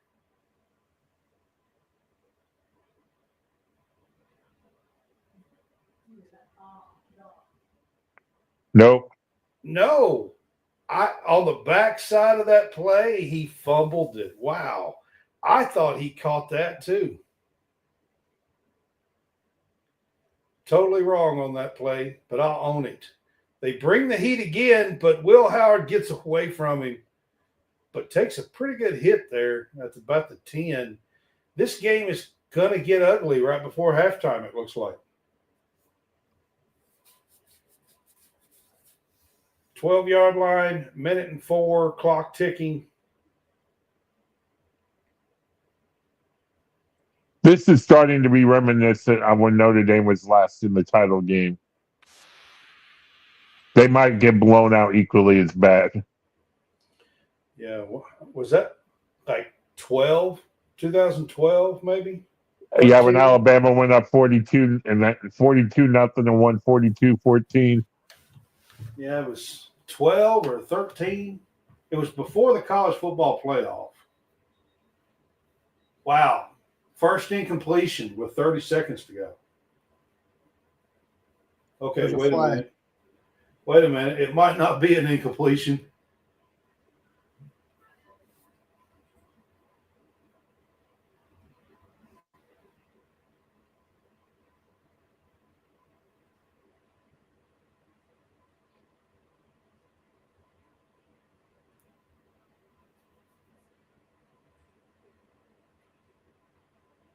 So they call a timeout. That's what they do. Yeah, Josh, I totally thought Travion Henderson caught that over the shoulder, but on the backside, the defender kind of punched it out. So I guess that was the first incompletion.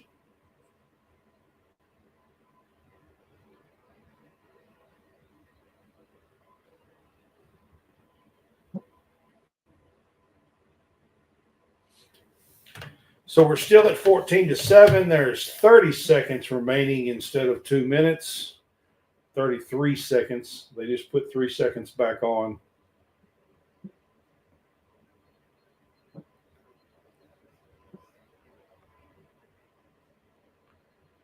The problem here, guys, is that Ohio State gets the ball after halftime first.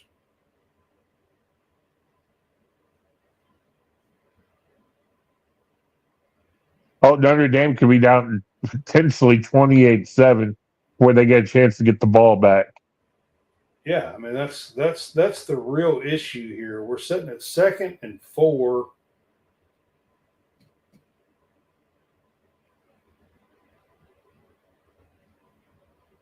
From the 6.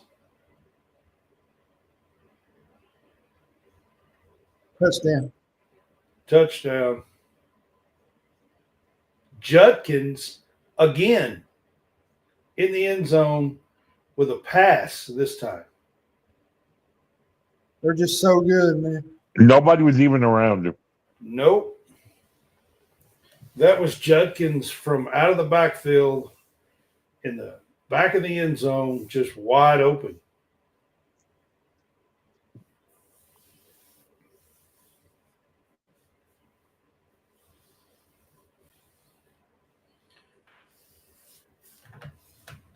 LeBron, don't worry about the Lakers and quit worrying about Ohio State. Yeah, no kidding. He acts like he went there or something.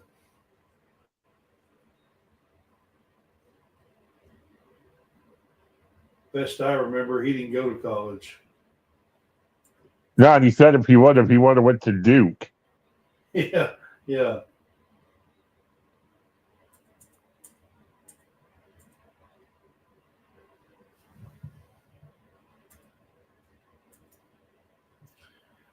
What we got? 27 seconds left or something like that?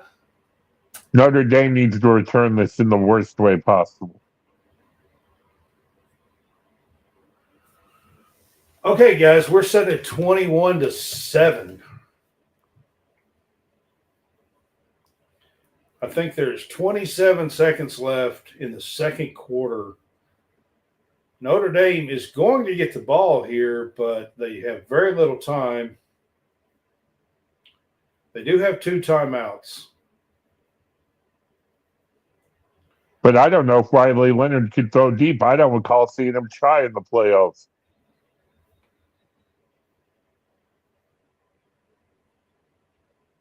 They're going to have to try to come up with something because Ohio State gets the ball. If you don't try here, I mean, then Ohio State gets the ball after halftime, and this game could be over. There, I said, Will Howard, was that his elbow look like? Yeah. Ohio State has over 230 yards, and Notre Dame only has 86 total yards.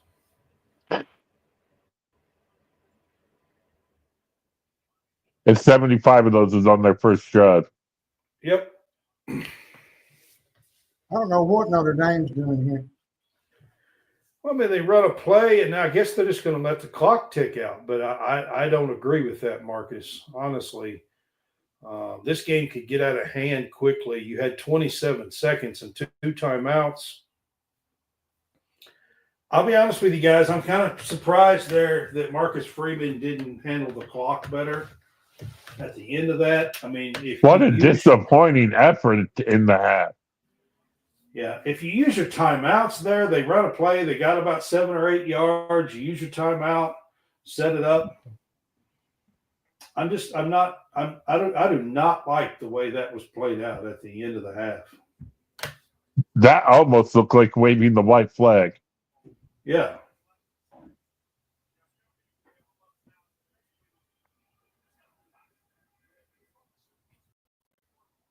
And John just liked it so much he disappeared. Yeah, he did.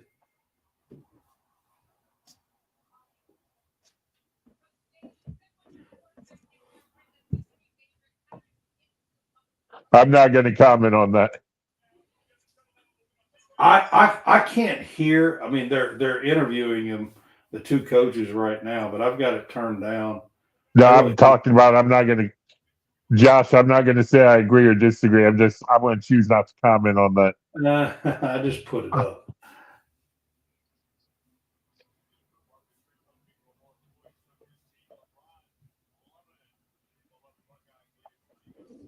Yeah, it was opening drive. Basically, Josh, is basically all Notre Dame had throughout the first half. And they got the opening drive. They took it down. Very nice drive, 75 yards, 18 plays. Took a 7-0 lead, but it's been all Ohio State since. Well, I think in the pregame we thought it would be all Ohio State. Yeah, and I let's talk about the end. I mean, what do you think of how they handled the last 27 seconds?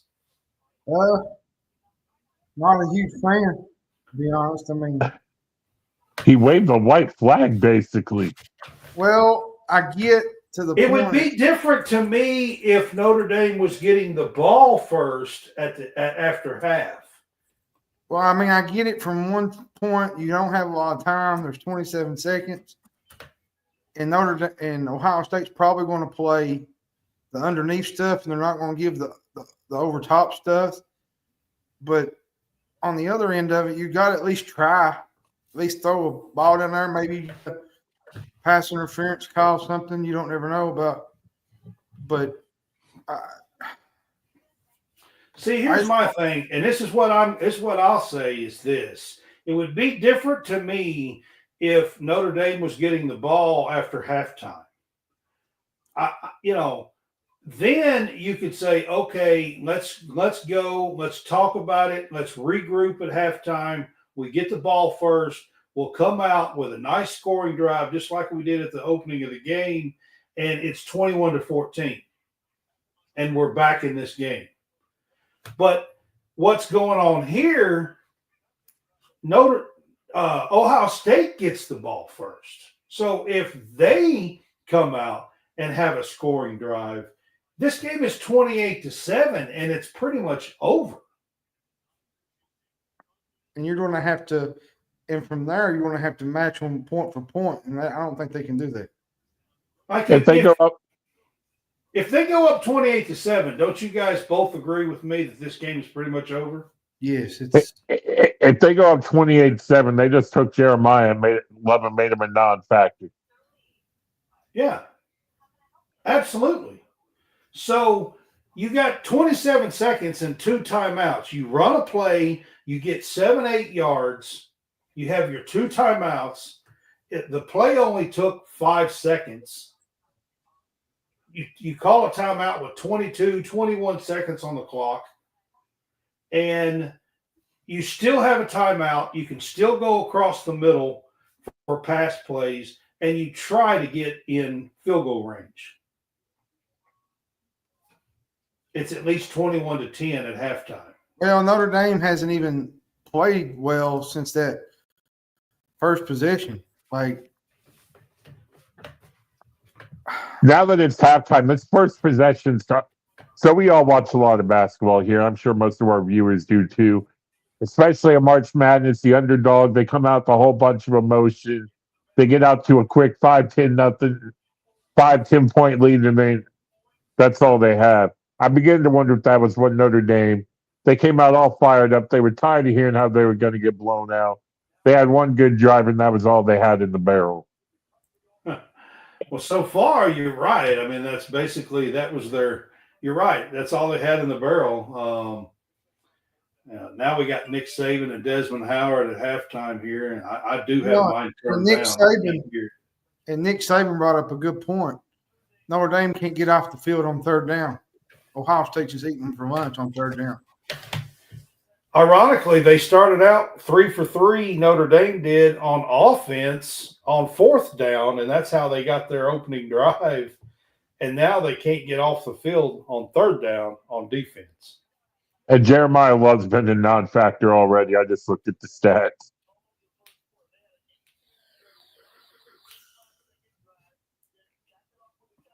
Will Howard is 14 of 15, 144 yards, 2 TDs at halftime.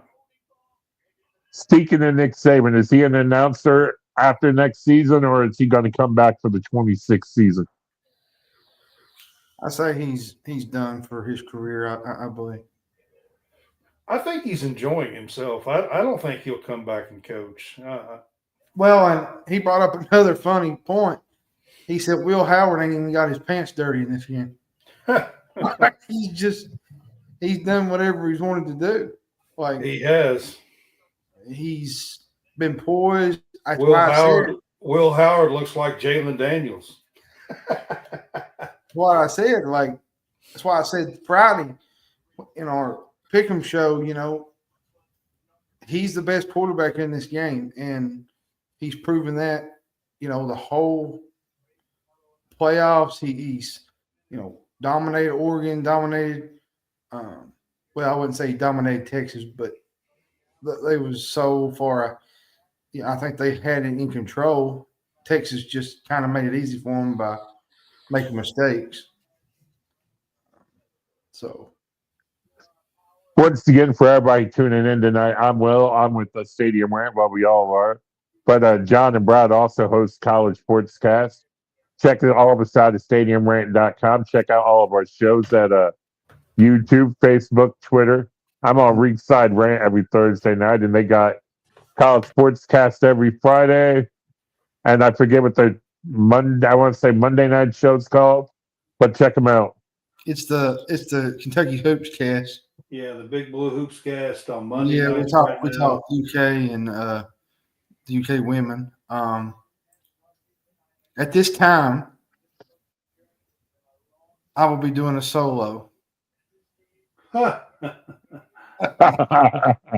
just He's kidding. gonna see the Kentucky Fight song. Yeah. On UK. on UFK. Oh goodness. But I know Louisville plays SMU tomorrow night at 9:00. When's Kentucky's next game? I do know, Will. We don't want to lose any viewers tonight, so I'm kind of just backing off from that. When's UK play a game? Saturday. Yeah, Who you guys got? Vanderbilt. If you don't beat Vanderbilt by 20 points, it's down there. It's at Vandy, and Vandy just beat Tennessee by 1 over the weekend at Memorial Gym. Do they still have the benches on the end of the court? They do. They always have. It's a weird place to play. I don't like that setup. I hate the benches being on the end of the court. It's a weird place to play. That's the reason why they always have an advantage, to be honest. When's the next time the UK Lady Cats play? They play Thursday night. They play at Texas A&M. Kenny Brooks is doing a great job. He is. Kenny Brooks is a good coach. 16-1. They're ranked 11th this morning in the new AP poll. Kentucky women they are 16-1. There are only three undefeated teams left in SEC play. Of course, you got South Carolina, number 2 in the country, LSU number 5, and Kentucky number 11. And Kentucky's doing all this, and they lost that girl to TCU. Granted, she's not playing this year; she's hurt. But yeah. I believe she was a pretty good player for the Cats last year. She was. Maddie Sure is her name. Ain't she a Kentucky kid? She is. She is. I was surprised. I was surprised she left, to be honest. I kind of was, but I mean, when a new coach comes in nowadays, pretty much you lose two-thirds or all of your roster to the transfer portal. It seems hardly anybody seems like sticks around nowadays when coaches leave. And I think let's talk about, I want to bring this up. Did you guys catch this week that the conference fined Marshall $100,000 for not playing in their bowl game? What were they supposed to do? They didn't have enough guys to go to the game. That's not on Marshall. That's on the portal. Exactly. But their conference fined them $100,000 this week because they didn't have enough players to play their game and they had to back out of the bowl game. That's because the portal shouldn't be open yet. That's not on Marshall. That's insane. Like, I don't know if I was Marshall, I'm not so sure that I wouldn't take that to court. I'd be saying I'm not paying that. That's an absolute insanity. I mean, I get that they didn't get the bowl game bonus and all that because they forfeited it. But what was they supposed to do? Show up with 20 players? You can't play both ways. Well, I mean, Travis Hunter did, but most guys physically can't play both ways at this level. That's what I'm saying. I knew he was going to bring that up, Travis. But I'm saying, what was they supposed to do? Show up with 20 players or what?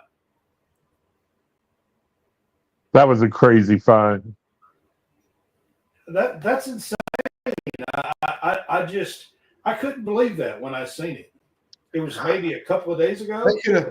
They could have called me and you, Brad. We would have put on some pads. I mean, they lost their coach.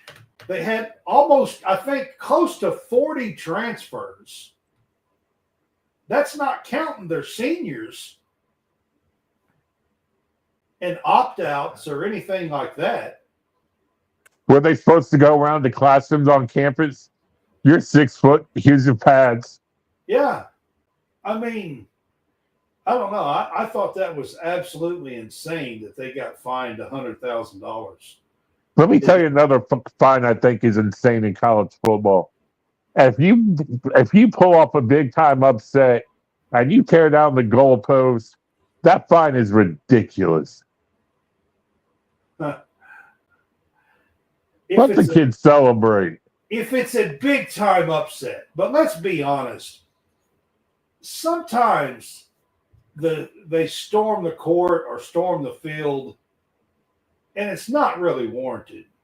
Like in basketball, over the weekend, Vandy beat Tennessee, and they stormed the court. Okay? The SEC has fines. Now, Vandy has to pay their rival $250,000. That money goes to Tennessee. Somebody put on here. So this Travis Scott thing, the rapper. Yeah. Somebody put on the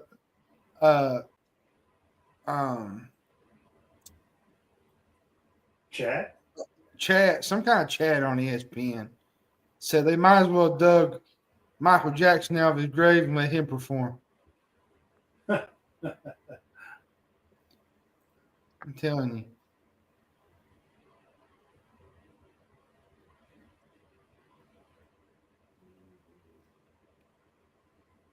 Man, this is the longest halftime ever. Well, that's because they're doing the Travis Scott thing, and they always are. Is that him singing live? It looked like it.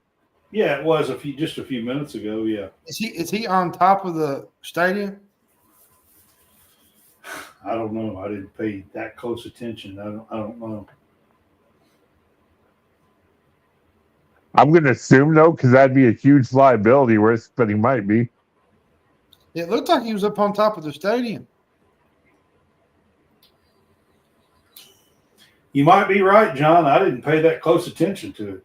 He looked like he was like on top of the Mercedes-Benz arena.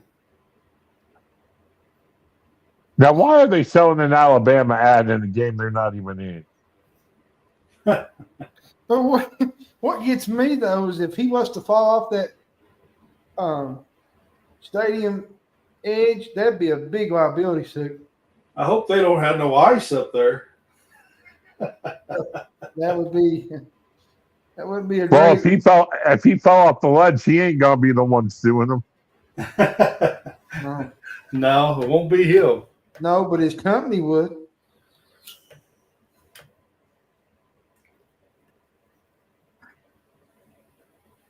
So we got college football title game now. Then we got March Madness, and then all of us being from Kentucky, we got the greatest 2 weeks of the whole year coming up soon. This is huge true. Derby fan. Yep. Then you got baseball coming. I also host a baseball show if you ever want to be on. Who's your baseball team? I'm a diehard Red Sox fan. Thank God. At least you ain't part of the cheaters. Who, the Dodgers? Yeah. Well, John, boy, I've been a Dodger fan since 1981. Okay? Yeah, but you can't tell me that they're not cheating right now. Well, technically, according to the rule book, they're not. Yeah, exactly. With all the money that they're deferring and all that, like, The players defer, not them. Now, I'm not saying I'm happy about it, but until the MLB does the salary cap again, they're not doing anything wrong. Who's your team, John? Let me guess. Cubs? no, the Reds. Reds. Oh, I like the Reds too. I love going to Great American Ballpark. All you can eat for $25. Yeah, we got Terry Francona. You also have the tallest shortstop in the history of baseball. Italy de la Cruz.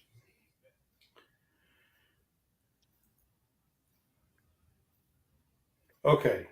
Now I'm interested. How tall is he? 6'3", 6'4". Yeah, he's tall for a shortstop. He's fast too.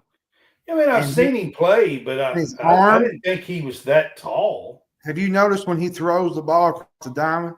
Like it's literally like a rocket. Yeah, I mean, he's definitely talented. I mean, I'm not going to say he's not, but that's why somebody was saying, like, telling me Aaron Judge was such a massive human being. He's like 6'6" or something. I mean, I guess I'm so used to football and basketball players that, I mean, that's just not big to me. Oh, I can't stand the Yankees. I got nothing positive to say about Aaron Judge or the Yankees. Well, if you're a Red Sox fan, I get that. Though again, the Red Sox aren't the Red Sox without the Yankees, and the Yankees aren't the Yankees without the Sox.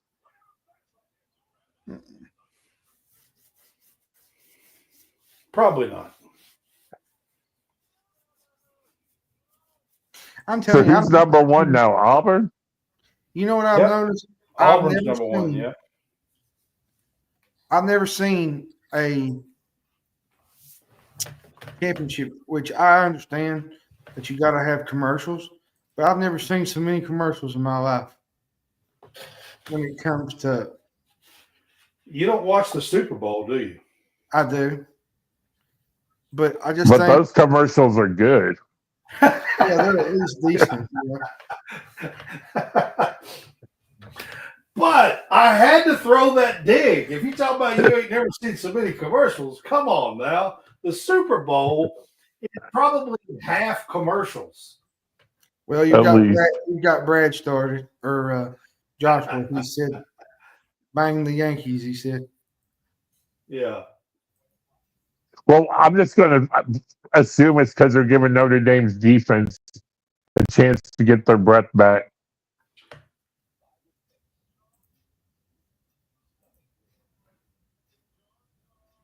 Josh, I said the same. If if Ohio State scores here in the opening drive, I think we can just go ahead and give Ohio State the trophy. "Mm-hmm."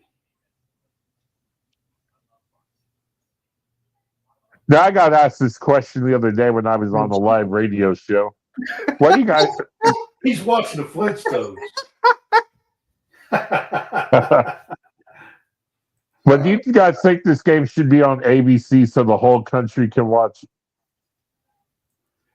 Probably yes. The answer to that is probably yes. But ESPN, who is owned by ABC, who's owned by Disney, is the one that got the contract for this. Technically, I guess you could say, for the CFP. So, but they're all owned by the same company, basically. Or show it on ESPN and ABC like they do Monday Night Football. Yeah, I agree with you. It probably should. That way, everybody gets a chance to see it, but let's be honest. Let's not promote people like Josh who won't pay for TV.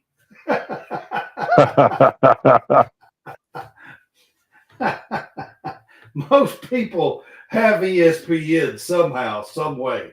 Let's be honest. If you're a bartender in the South Bend, Indiana, and Ohio State scores, you might want to start getting tabs ready because I have a feeling Notre Dame fans are about to leave. Yeah, I could see that happening. Is a very important opening drive. If I'm Notre Dame, I might almost consider onside. Come on, Josh, that was funny. No disrespect to Josh, but that's where a majority of your games come on. And you're missing half the games when you don't pay for that stuff. Yeah. Well, I mean, ESPN's only been around for what, 43, 44 years, something like that. 45 years. But you know what I bet? He would probably pay for it if it was March Madness, though.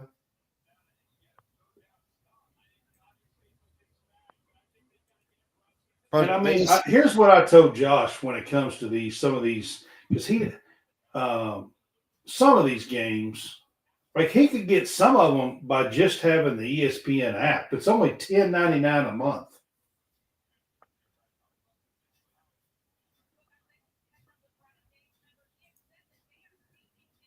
Most people pay for. He said, I just have because I'm always on the road.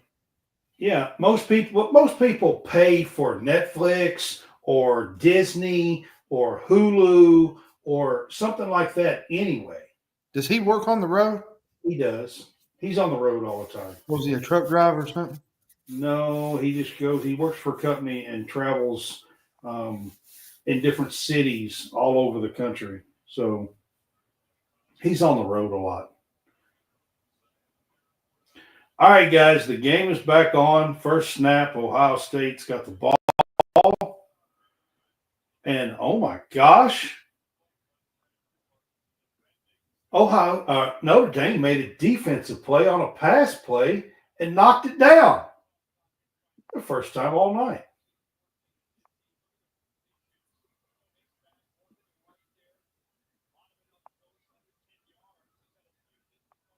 That was actually a good defensive play. Their defense still looks flat beat. Oh, boy. That's ball game. Uh-oh. That's what sets the Big Ten apart from the SEC. SEC has speed and size and depth. Generally, the Big Ten and Notre Dame do not. Well, guess where he played ball? Ole Miss. The SEC. Quinshon Judkins came from the SEC. And he just broke a 70-yard play to the 5.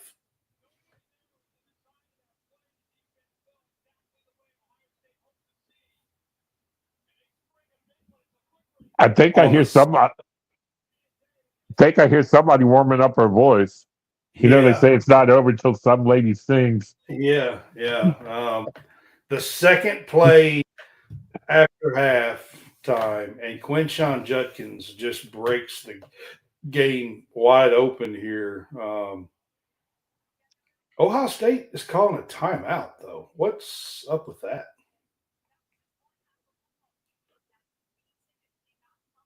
I don't know, but Ryan Day had some impressive speed for a coach. Yeah, on the sideline. Did you see him with a defensive play against Texas? He did that same thing down the sideline.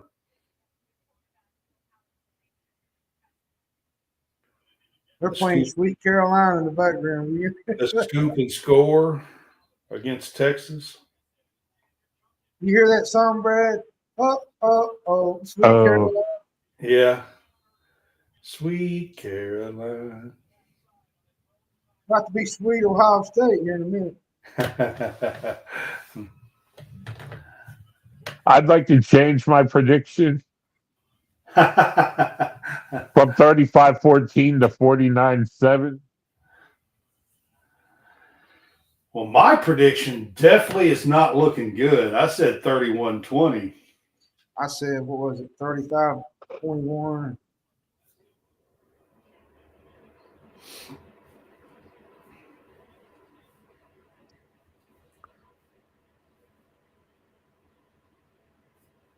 I don't know how many of you remember Dennis Green. I'm going to quote Dennis Green for a minute.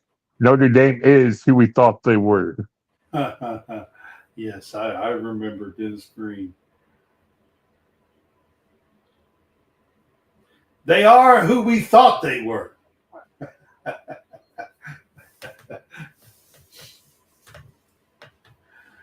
Okay, it's 3rd and goal.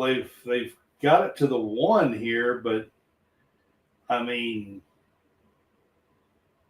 I guess the only hope you can hope for here is to hold them to a field goal if you're a Notre Dame fan, but this is not looking good. I go for it on 3rd and 4th down. Even if they stop me, I don't see any reason to believe they can go 99 yards. Man, okay. Quinshon Judkins has just wrapped up MVP. He has scored his 3rd touchdown of the night, and he broke the 70-yard run. I know Will Howard has had a good game,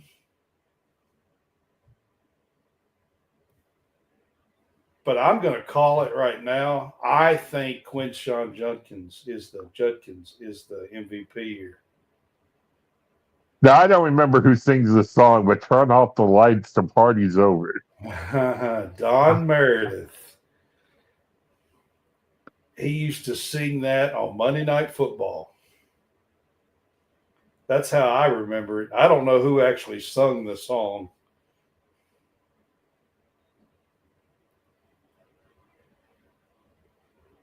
All good things must come to an end.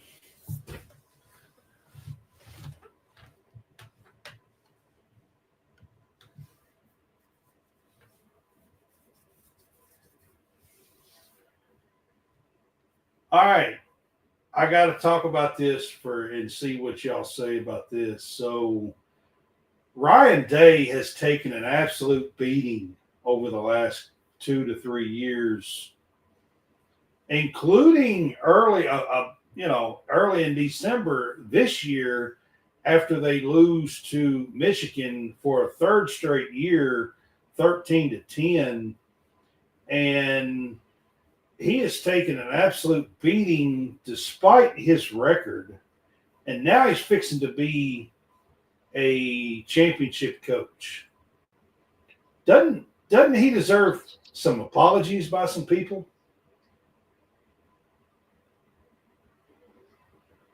No.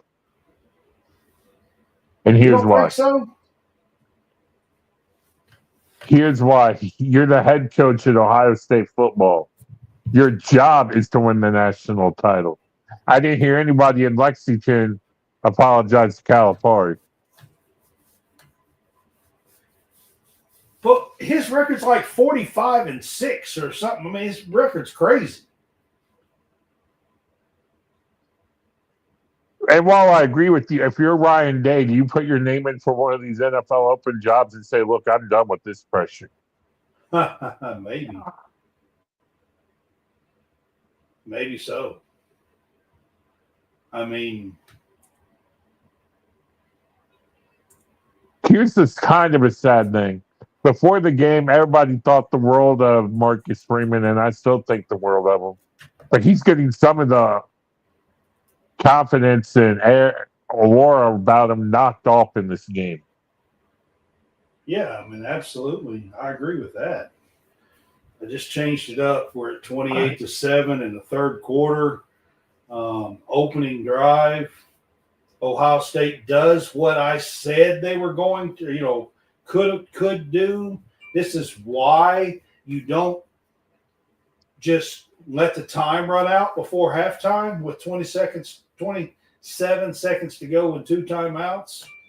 Because now you're almost in an impossible hole. Even if Notre Dame somehow finds a way to grab some momentum in this game, the chance that they can overcome a 21-point lead by this Ohio State Buckeyes team is next to impossible. How long is it going to be? How long till they go 5 wide all the time? Yeah, I mean, you've taken Jeremiah Love completely out of the game.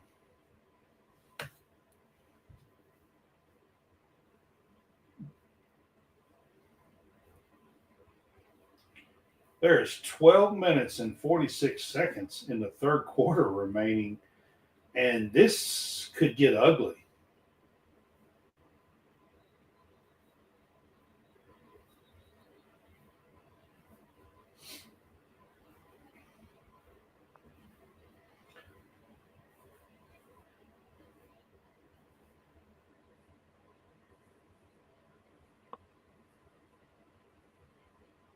I wonder what Lane Kiffin's thinking.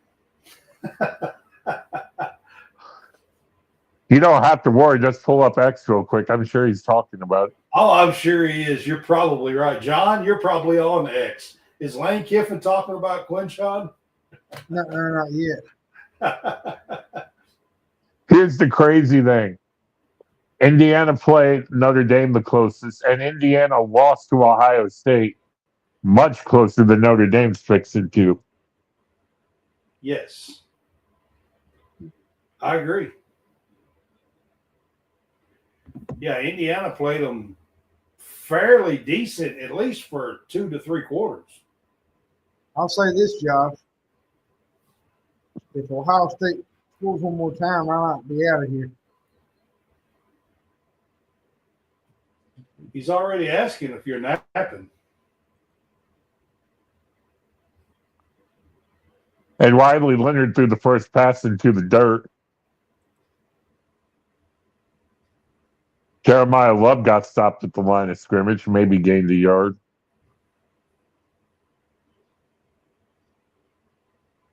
Third and 8 already.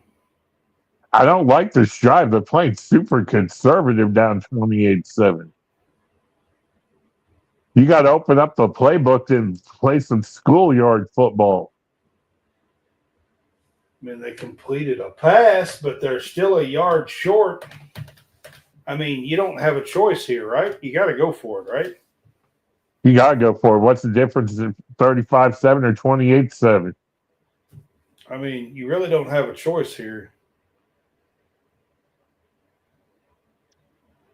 Wow, he's punting. He pulled Leonard off.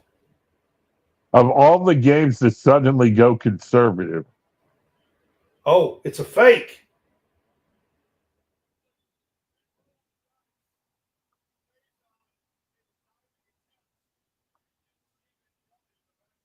Wow, guys, they faked it, threw the ball out. The guy was open. Looked to me like they caught it, but they're waving it off.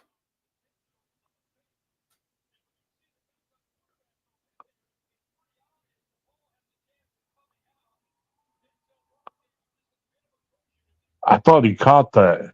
I did too. Oh, when he hit the ground, it popped out. He had it in his hands, but when he hit the ground, it popped out. Well, now turn out the lights. The party's over.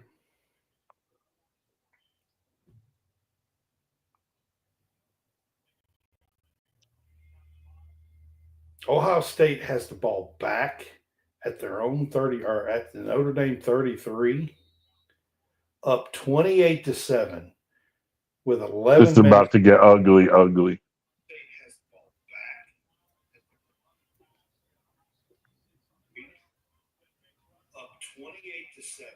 Now John's pulled up Facebook, Do what? and I can hear myself talk. Oh, my bad.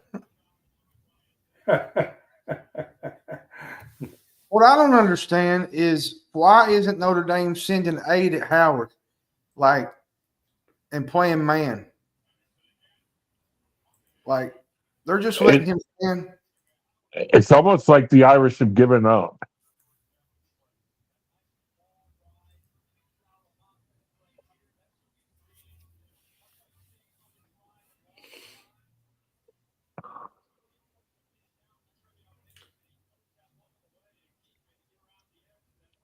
First and 10 at the 20. Yeah. If you're Ohio State, do you try to run some of this clock, or do you just run the score up? I think they're just going to run the score up. I think that's what kind of program they are. I think that's what Ryan Day would do.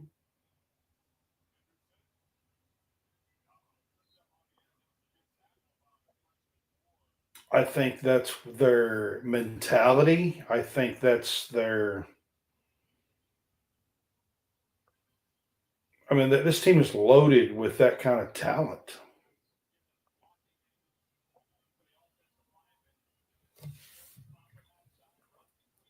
A shoestring tackle, or he might have taken that to the house. Yep.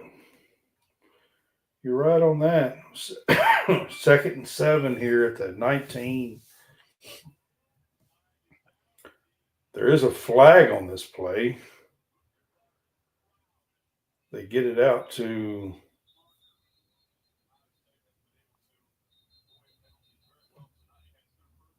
I don't know if that one's going to come back or not.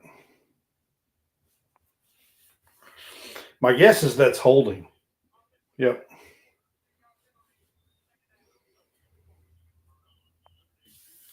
Holding on the offensive line. So this one's coming back. Yeah, that was holding.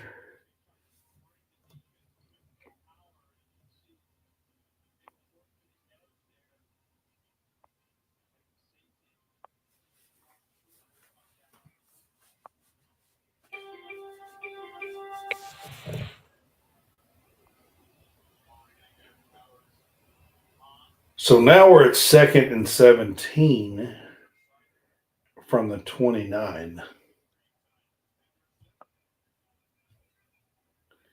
Not much there. Good defense on that one. On Travion Henderson.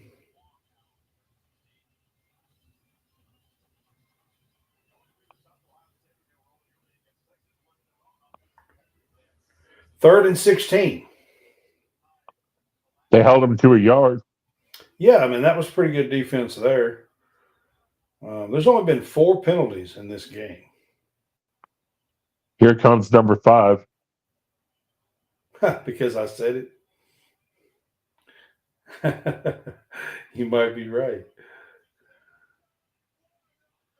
Oh, wow. That was a bad pass. That might have been the worst pass he's thrown all night. Tate was wide open in the end zone. And he just missed him wide left, basically. He had to like really go to his left to try to even get that.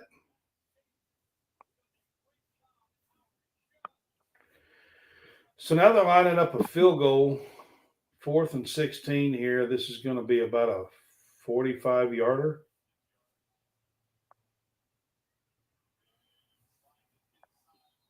And he still almost caught that football. And it's good. So they kick a 46-yarder, I believe, is what that's going to be called. Go up 31-7.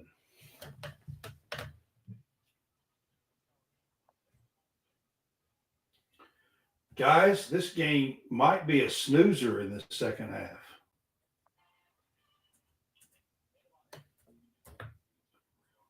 Notre Dame has to score this drive. And even then, they don't have much of a prayer.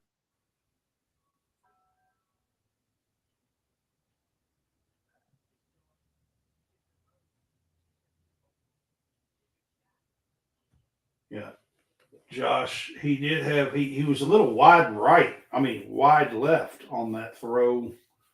Um, Tate had to really kind of veer off to his left to even get close on that one. I think that was Howard's worst throw of the night.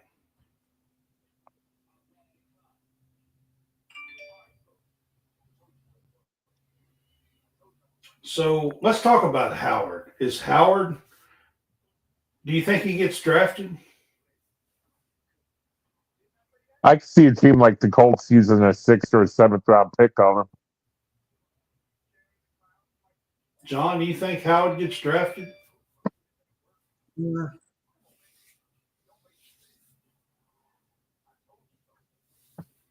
It's a good question. I think he's got the arm to get drafted. I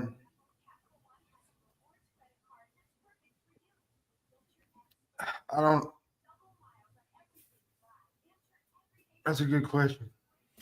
Ironically, I mean, when you watch this game, Howard looks like he would be the higher rated quarterback. He would be. But I believe Riley Leonard will probably be a 2nd or 3rd rounder, and Howard will be lucky if he's a 6th rounder. Don't you think? I think too. Howard's got a lot more talent around him too, though. He does. That helps a lot of that. And I think that's part of the reason why he looks so good is he's got a ton of talent around him.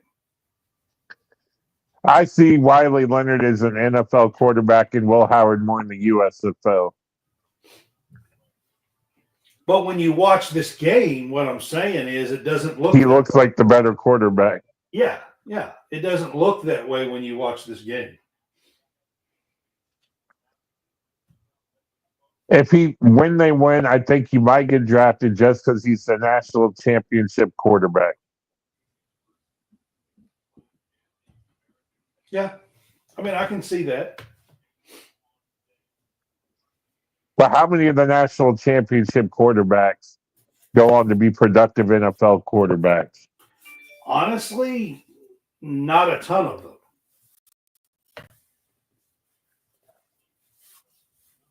Same thing with Heisman quarterbacks. Most Heisman quarterbacks are not very good NFL quarterbacks. Yeah, Jaden Daniels is saying something about that right now, but you are right.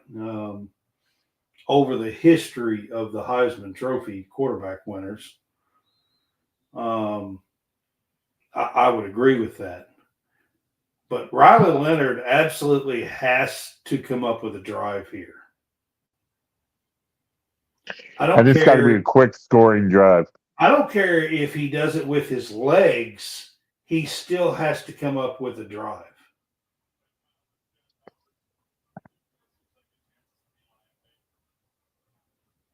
If Ohio State scores again, they might be able to pull their starters in the 3rd quarter of the national title game. I don't think they would, but first play, Riley Leonard went 5 yards up the middle with his legs. That's what I'm saying here. I mean, they have got to find a way to put some points on the board here and have a drive. And Leonard, you whether it's in the air or with his legs, you have to use one of your best players. I don't know if you guys saw Tyler said we're less than 200 viewers away from having the most views on StadiumRant.com in the site's history. Oh, really? We only need 200 more today to have the best day ever. That's cool. Will Howard is better than Anthony Richardson that plays for the Colts. No. Neither one of them is an NFL quality quarterback. And I'm a Colts fan, so unfortunately I have to watch Richardson. But let's be honest, if you surround Howard with this kind of talent, he's showing that he can be a good quarterback. He might be a good career backup. I don't know if he'll ever be a full-time starter. The problem is I don't even know if NFL teams have this kind of talent in wide receivers and running backs. If anybody does, it's Patrick Mahomes and the Chiefs. I mean, all over the field. I mean, they have extreme talent everywhere. I do not understand why Notre Dame is going so slow. Got it.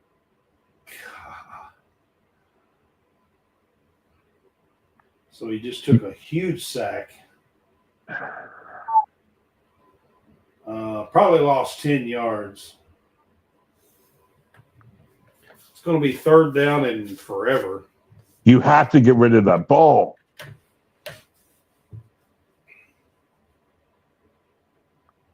Yeah, because they brought him late. It was a blitz, but it was a delayed blitz. I've noticed a lot of college quarterbacks have no idea when they should get rid of the ball. He had plenty of time to throw it away. They're going to get saved on that one by a flag. He threw it into double coverage, got lucky. I mean, the receiver did have somebody draped all over him. It was a flag, but I'm just saying throwing it into double coverage like that. And that was the 5-wide formation I asked you about. Yeah. Yeah, it was the tight end that they were throwing it to there.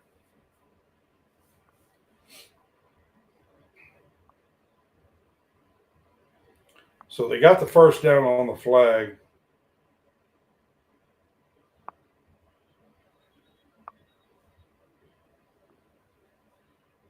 Best play they've had since their first drive, and it was on penalty. This drive doesn't look bad so far. They've crossed the 50. They just picked up 6 on first down, 2nd and 4 here. I mean, they're at the 42-yard line.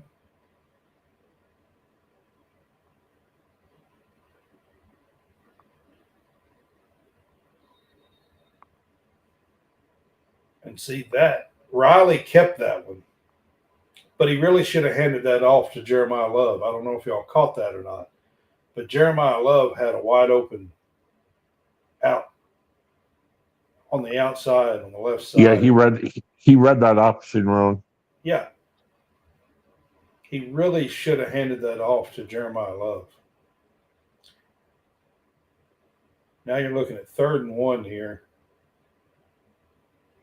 And Riley does get it. He's pretty impressive with his legs. That's why I said when this drive began, even if you have to use him with his legs,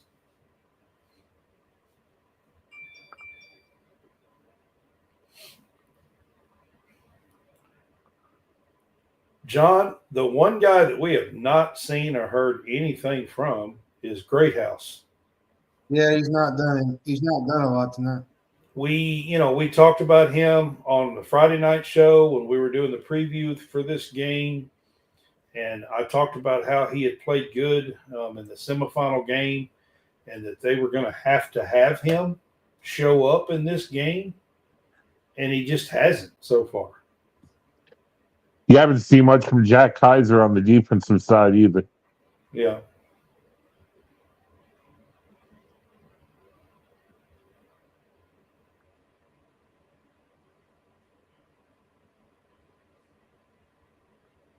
There he is. That's him right there. And he scores the touchdown right as I was talking about him. As we talk about him. That's him right there. He finally made a play. I'm telling you, he's the one receiver that they have that can make a play like that. He made a spin move on this. This was a slant. and he makes a spin move that is just tremendous on this Ohio State defense and makes a great play by Greathouse, to be quite honest with you. And he's the one guy they have on the outside that has that kind of skill. You got to go for 2 here. And they are lined up to go for 2. It's 31-13. And they got it. They got a shovel pass to Jeremiah Love, and they got the 2 points. So it's 31-16. So technically, it's a 2-possession game. I mean, they're still in the game, basically, but it's a 2-possession game now because they went for the 2. They're down 16. If you get 2 touchdowns and 2 2-point conversions, you can tie this game. I'll go back to your guys' show real quick on Friday. It's Peyton Verhulst. What's that? You guys were talking about how to say her name is Peyton Verhulst. Oh, okay. She was at Louisville her freshman year. Yeah. Yeah, Josh, that's what I said. Just as I was saying his name, he makes a great play by Greathouse. Earlier, Will talked about something and boom, it happened. And then now I talk about Greathouse and boom, he makes a great play. Do you kick it deep or do you onside it? Gosh, third quarter, I'd probably kick it deep. If it was the 4th, maybe I onside this, but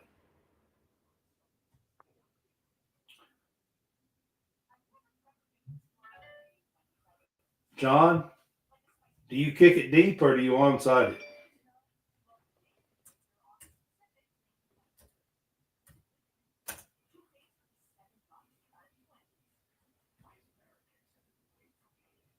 What do you think? I'd onside it. You almost have to. Even though we're still in the third quarter? Yeah, because if they go down and score again, it doesn't matter anyway. It doesn't, but you can't. You're not going to count on your defense here, even though it's still. I mean, since it's the third quarter. But it's late third, right? Like late third. Yeah, it's like 3 minutes to go, something like that. Yeah.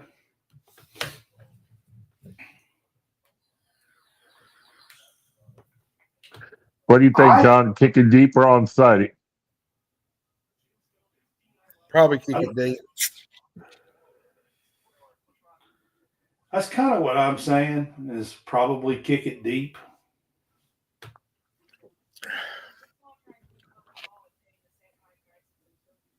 Where's Pat McAfee when you need him? The only guy I know to onside it and recover his own onside kick.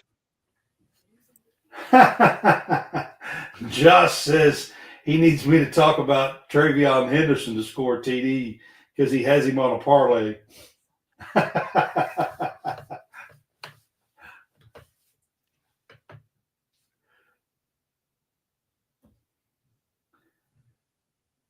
Well, hey, I don't know if you've had Greathouse in any kind of scoring parlays, but seriously, was that not an impressive play that he just had?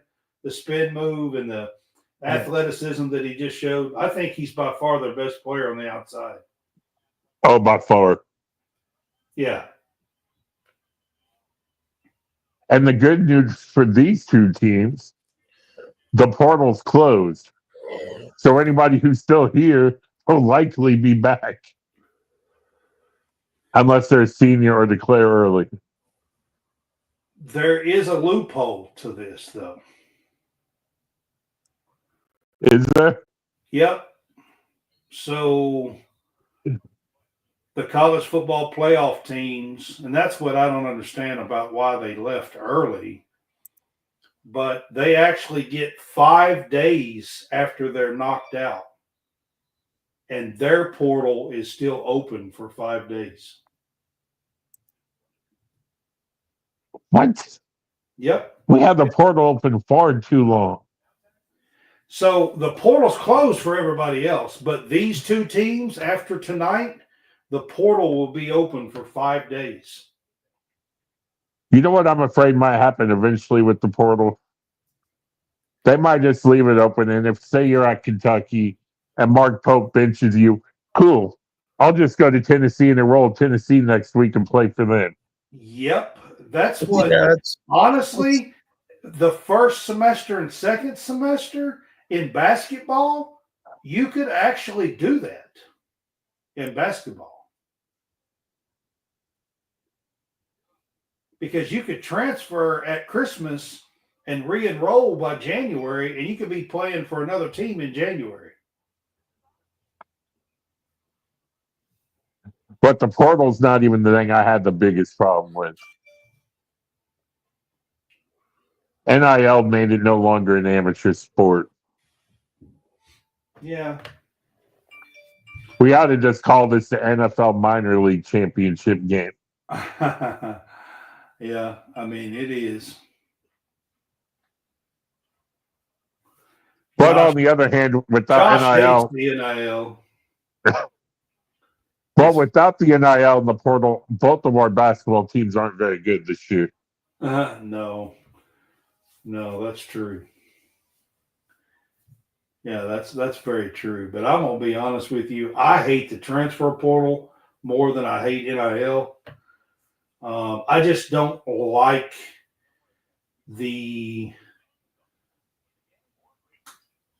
I guess for me, I'm an old school guy. I don't like the quitter's attitude. I think you have to stick through some hard times.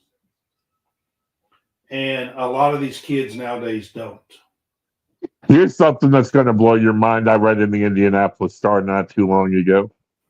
Indiana high school is considering adding the portal. Actually, there's a state, I seen it today or yesterday. There's a state where there's 30-some players, high school kids, who have entered a portal and are transferring schools in high school. Is it going to get down to grade school eventually? I have no idea. What's going on is nuts. Okay, there's 3:03 left in the third. It is 31-15. I was thinking it was 3 minutes. They did kick it off, and Ohio State starting from the 25.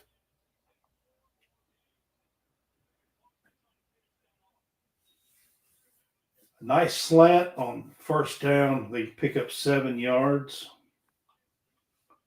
Highest winning percentage by a head coach, minimum 50 games. Walter Camp, Newt Rockney, and Ryan Day at 873.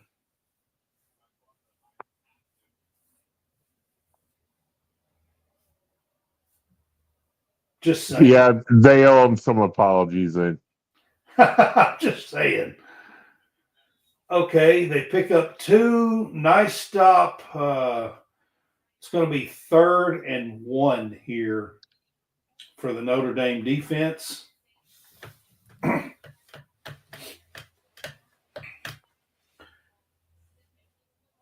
They tried to run it with a quarterback. He almost got it. Yeah, he did. They do the quarterback sneak, the tush push, whatever you want to call it. And they do pick up the first down because they only had about a half a yard.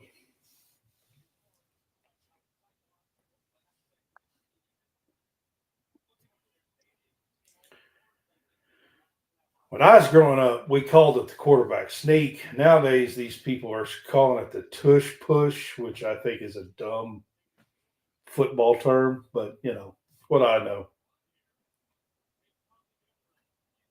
What do you know, Greg?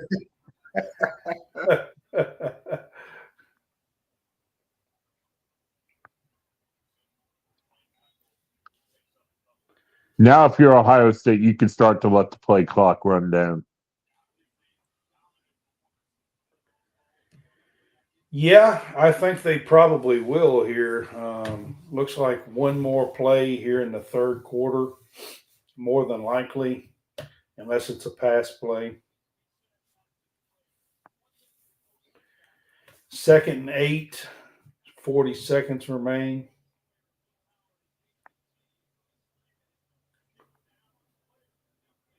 They are passing it, and it does stop the clock. So that actually helps. Oh, wait a second.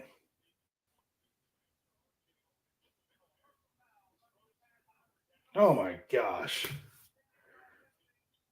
They're calling roughing the passer? Okay, did y'all see it? On that?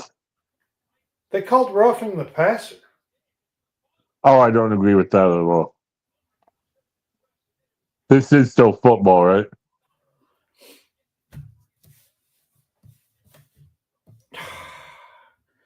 I don't like that call either. I mean, he did push him a little bit, but Lord have mercy, he laid out like he killed him, flopping around,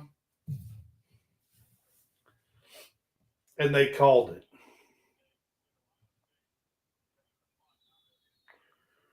That's probably game.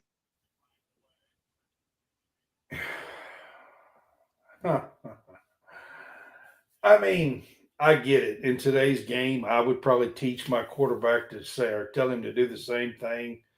But Lord have mercy, that's weak. That roughing the passer was weak. Weak. If you're a real football fan, that was weak.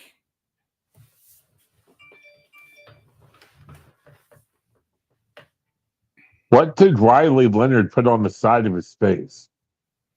I don't know.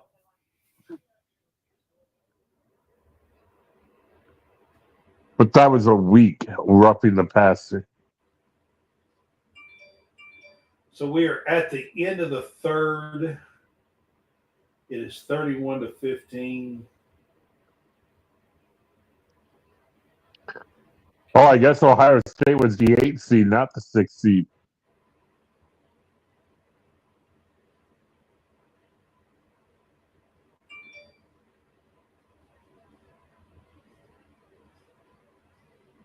No.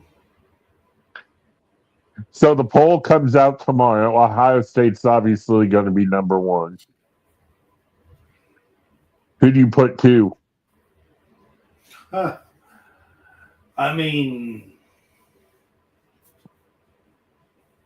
don't you have to put Notre Dame there? The top 4 teams. Well, the top 4 buys all lost, not the top 4 teams.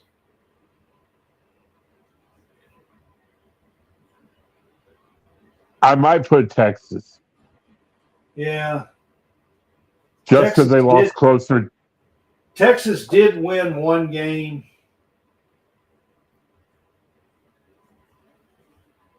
Texas No, they won 2 games.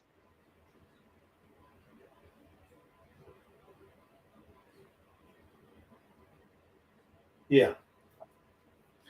I was just trying to think. Texas, I might put Texas number 2, maybe.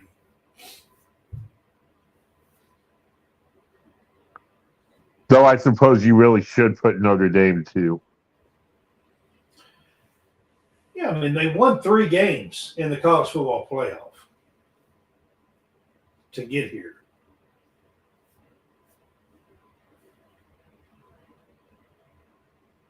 I'll tell you the team I'm excited to see where they get ranked. What do you do with IU?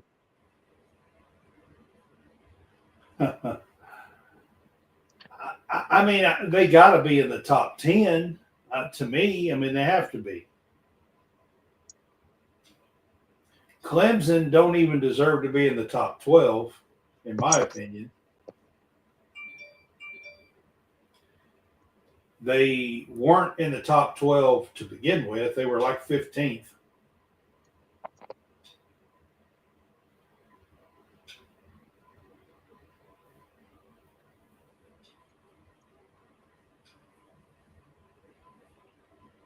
This game slowed down in the second half. It has quite a bit, for sure. The first half seemed like it flew by.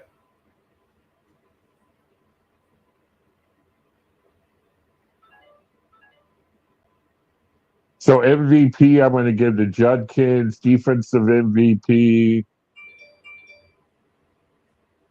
I have no clue.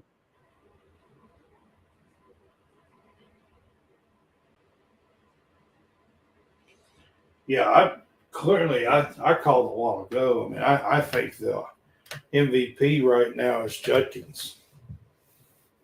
Quinshawn has 3 TDs. Did you see in Ohio State's last playoff game and the post game, they wouldn't even let Will Howard on the stage? Yeah, I did see that. I don't know what that was about, but I did see it. They said the weight or something. He's the quarterback. You tell somebody else to get off the stage. Wow. Ooh, ball's out. Might have our first turnover. And the ref is calling it Notre Dame ball.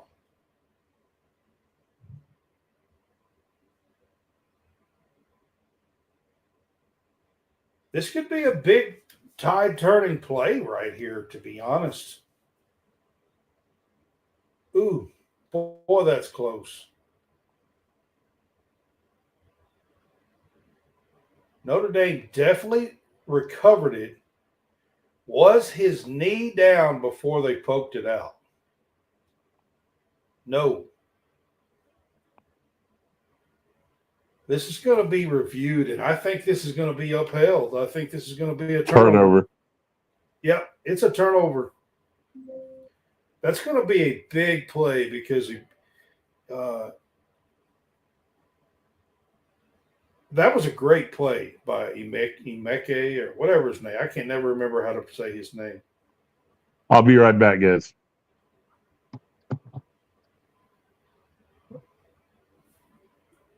Put your phone down, boy.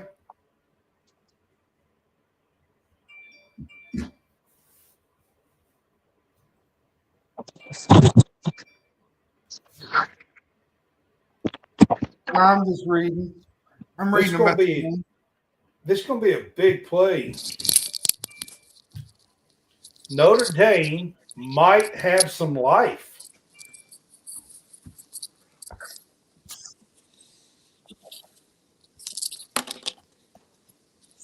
So they did uphold this. It's Notre Dame ball when Ohio State was driving.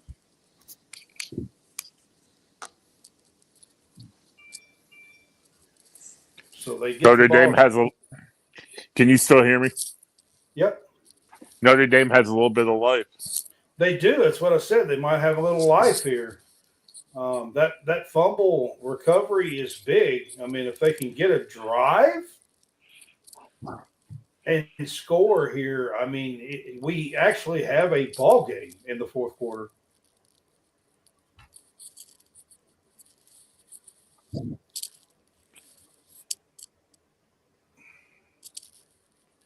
However, they're not driving, so we're already at third and 9, and that looked like a busted play there.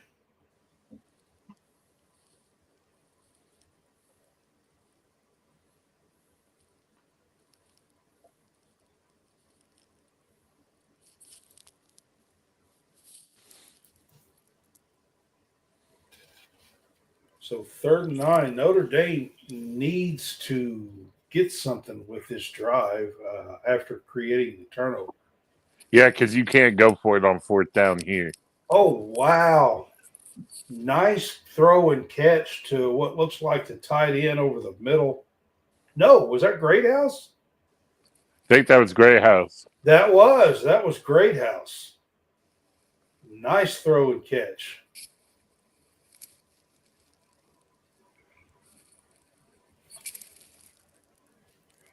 They're driving now.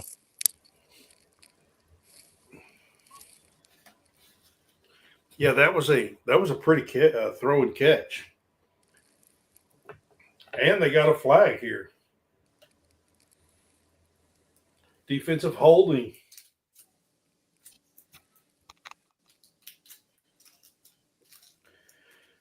I'm going to tell you guys something here. So, there for a little while, I thought this was going to be a blowout game. He's definitely holding. I mean, I don't know why you're complaining about that call. That's definitely holding. 5 yard or 10 yards? I know it's a first down. Well, that wasn't a good play. No, that was a stupid play. Yeah. So they just lost like 4 yards on a pass play. Why is Greathouse on the sideline?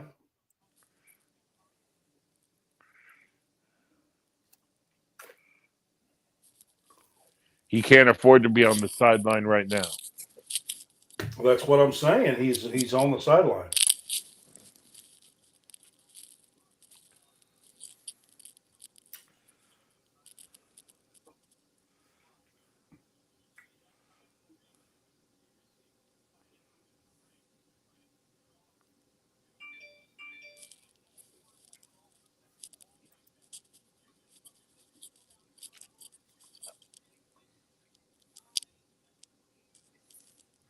I don't know that I agree with that play call on second down. So we are at 3rd and 12 here. Yeah, I didn't like the first or second down play call. And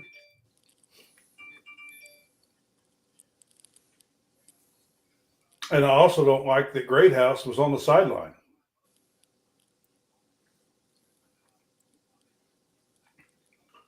I mean,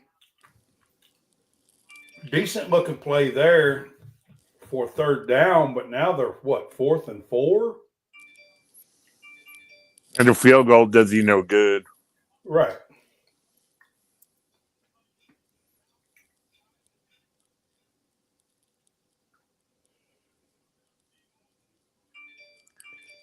Get number one the ball. There he is. That's him. Yep, that was Greathouse.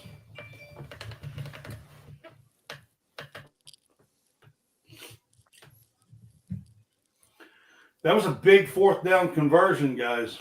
Huge. John, are you asleep? Mm-mm. Notre Dame, let me make the rest of the game real easy for you. You snap the ball, you find number one, you give him the ball. There he is again. Yeah. Line him up in the backfield if you have to.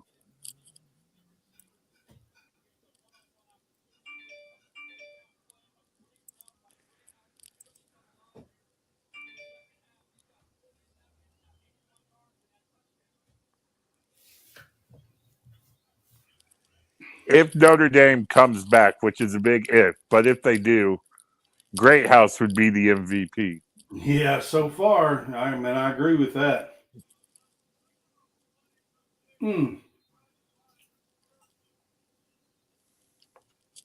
Another flag on the play. Yeah, there's a flag, but I'm not so sure about that one. I'm going to need to see a replay.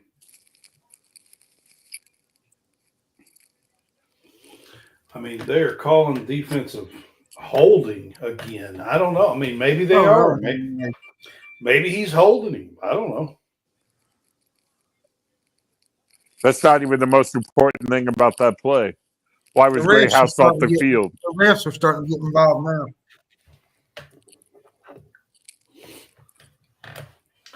That play, I'm not so sure about. Was Greathouse not on the field again? No, he was out drinking water. Huh.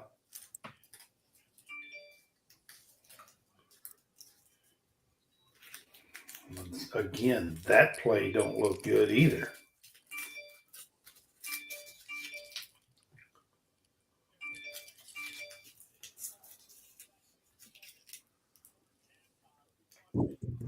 I guess he did hold him, but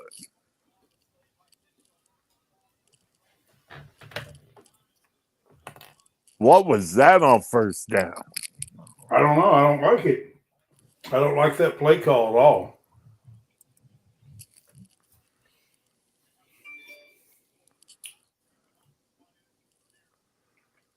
But that they don't call.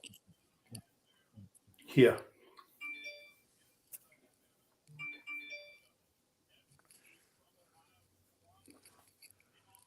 Like, I don't know if either one of you ever go to Kentucky high school basketball games, but one thing I noticed in Kentucky high school basketball, you can hammer the kid, they don't call it, but if you barely touch him, they call it. Huh. I really haven't been to a high school basketball game in a pretty good while. John might. Oh, you got to go check out Zakiya Johnson before she graduates. Yeah, she's going to LSU. Best girls basketball player in Kentucky history. Although, personally, I prefer Leah Macy's game over hers.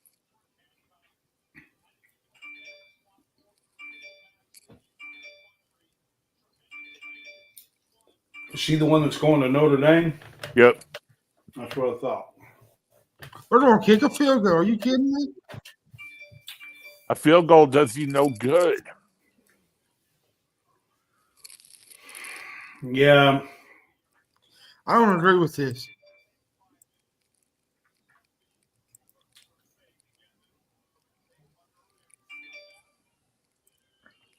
Wow.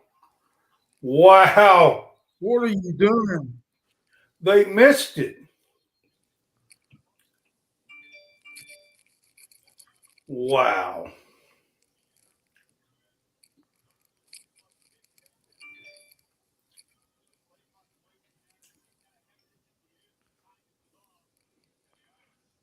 Doink. What was that? Like a 20-some yarder?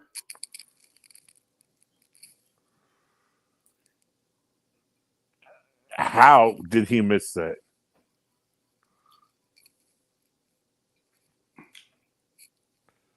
I have no idea because that was a chip shot, really. That was almost an extra point.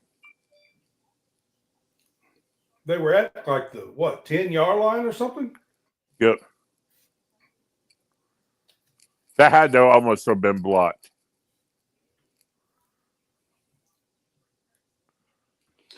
I don't know, but here's the deal. That probably cost them the game.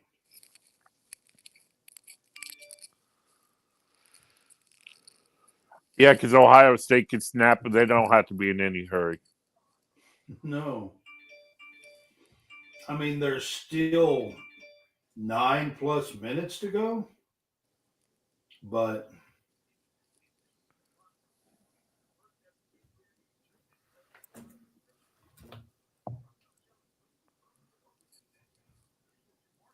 I wish we were there so we could ask Marcus Freeman what he was thinking tonight. yeah, that was not. I mean, I'm gonna be honest with you.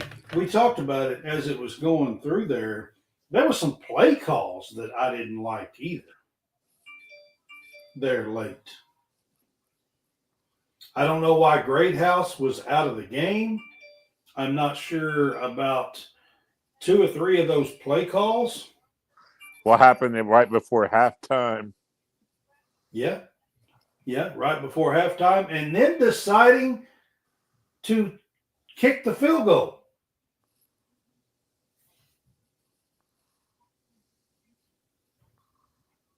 I mean, that wasn't smart.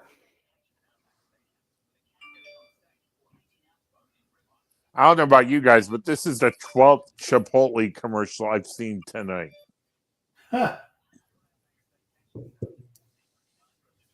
John likes food. And now we got Sam Elliott, I believe his name is, in USAA.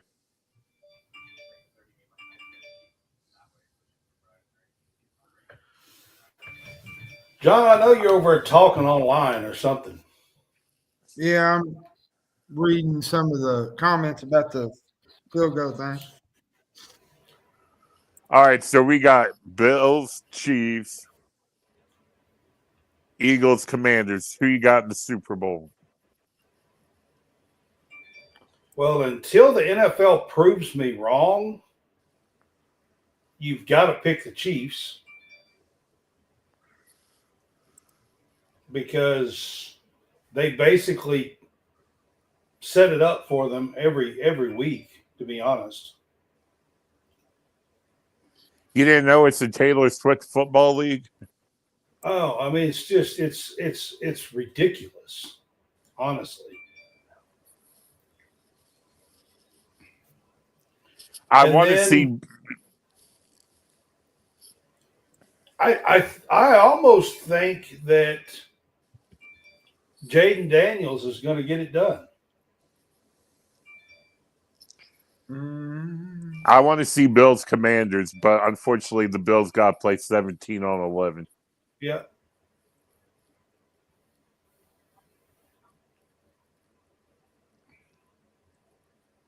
Over under seeing Taylor Swift 10 times on Sunday. Probably over. Wow. How are you going to let Will Howard run 13 yards up the middle?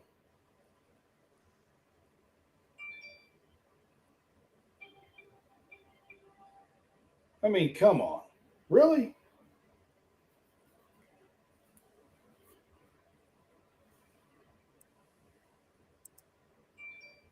He's not Tim Tebow.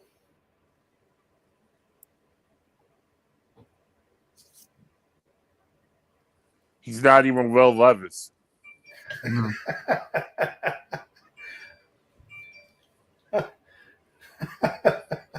I mean, I still have nightmares about the Governor's Cup in 2021. Will Levis ran it in for a touchdown 4 times. yep. I remember. L's down every time.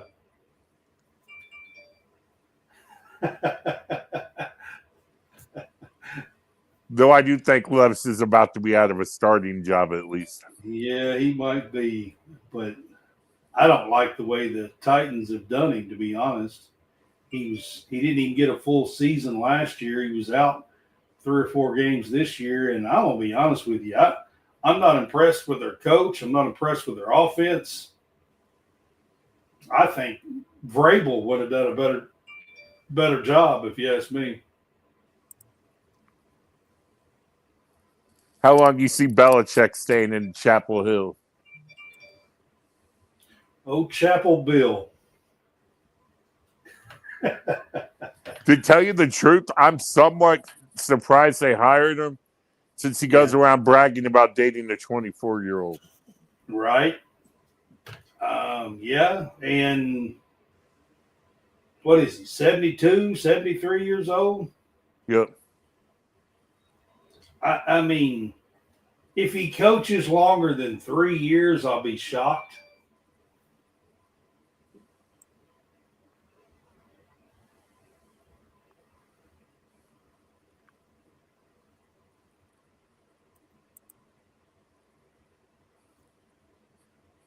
You got to get a stop right here at Notre Dame. I did, Josh. You go for it or punt it? Looks like they're punting.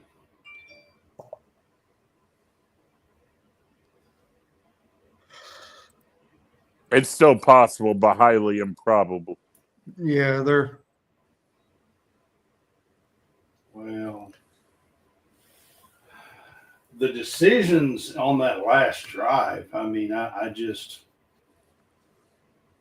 they did stop them. They got the ball back on a punt there. So, I mean, they're not completely out of this game yet. But driving that ball all the way down to the 10 and getting nothing, deciding to kick on 4th and 4 or whatever it was really not a good decision. I mean, there is no tomorrow. There is no you're playing for another day. You got to pull out all the stops to win a national title. Speaking of Tim Tebow, there he is. Yeah, I just saw him in the commercial. I couldn't really hear the commercial, but I saw him.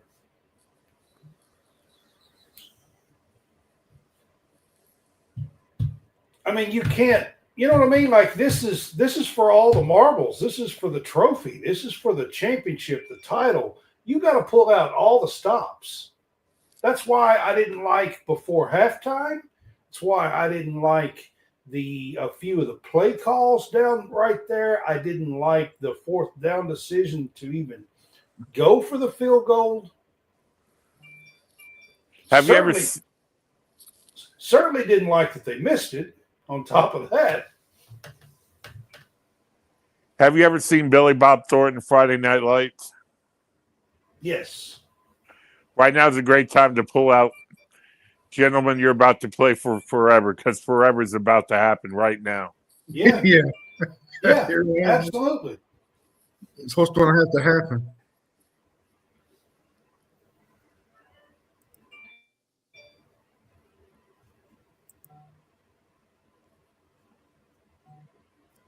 I can't really hear the commentators. I know it's Oh, this one's going to be unbearable here in about 7 minutes. yeah. Yeah, he's an Ohio State guy, so yeah.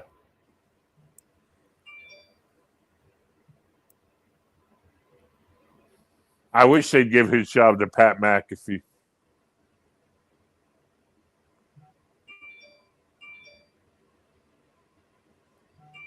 I think he likes hanging out with Nick Saban's what I think. Ryan Day's tearing into him right now. Or is that earlier in the game?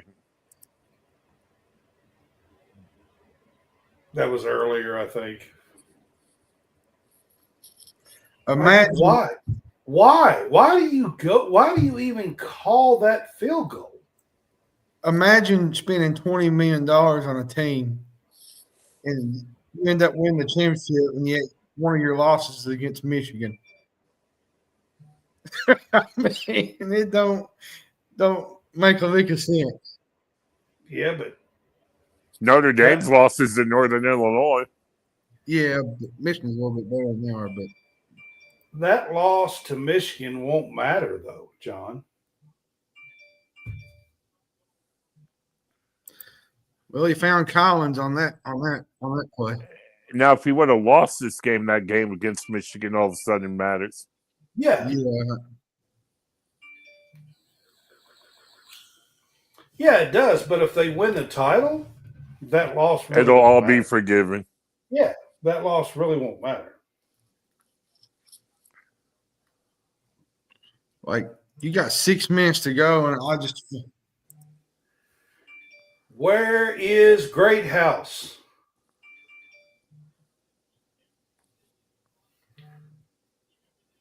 I think he's up top in the middle on this play. The Big Ten's about to go back to back. Good play to the tight end.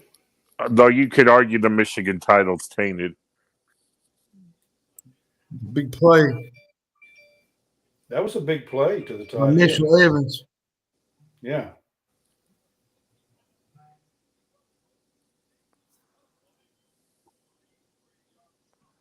Kick the field goal. Shut up, John.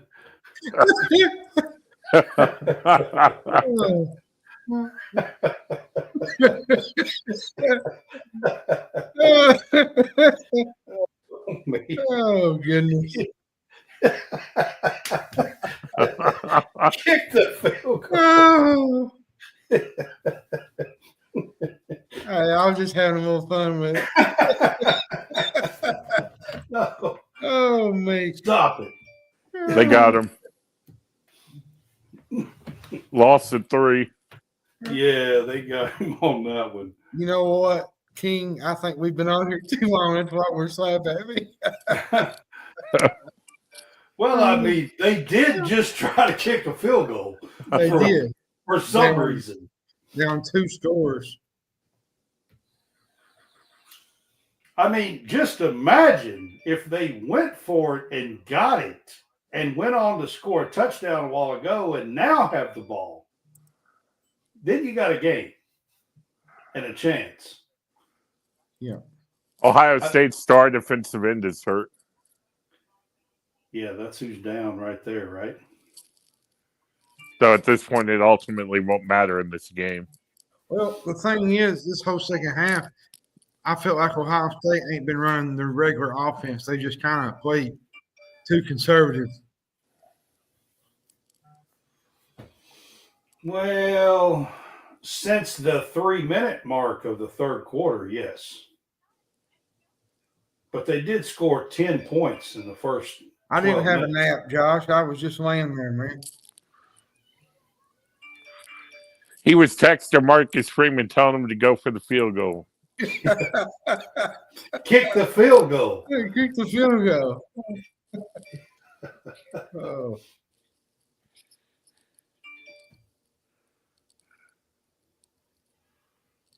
See here. Tonight's going to boil down to Ohio State was better and Notre Dame made a whole lot of dumb play calls. Such as kick the field goal. Yeah. I might have to start a college football show next season called Kick the Field Goal. You're down 2 scores. Kick the field goal. It's 4th and 10. What should we do? Kick the field goal. Lord have mercy. Oh, me. I mean, before halftime, I keep bringing it up, but I mean, if you get the field goal right there, that's when you kick the field goal.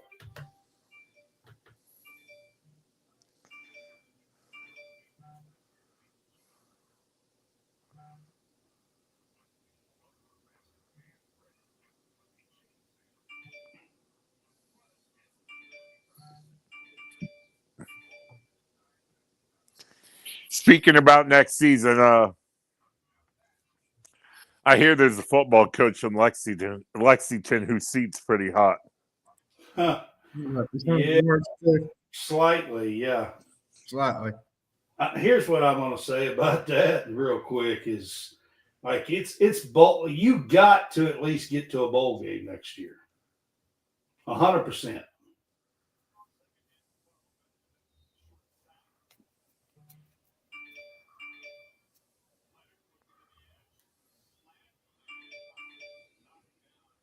Hey, at least he didn't try to leave this year and get rejected by the school he wanted to go to. Yeah. I don't think he got rejected by the school. I think he got rejected by the fans.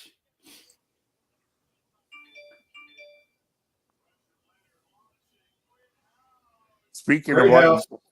Great house. They got the TD, y'all. 4 minutes and 15 seconds to go. They've cut it to 10, and they're going to go for 2 here. Great house again, man. He's Great playing. house. I'm telling you, I told y'all, Jaden Greathouse had to show up in this game. And in the second half, he has. From the moment I mentioned his name and said that he was nowhere to be found, he has come alive. kick the field goal. Yeah, no. Please don't kick the field goal.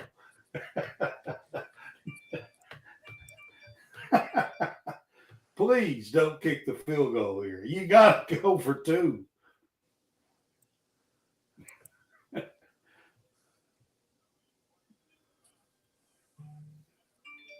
Uh-oh. That don't look good.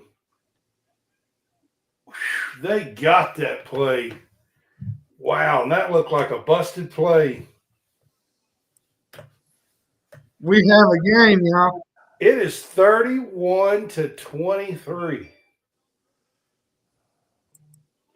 There is 4 minutes and 15 seconds to go.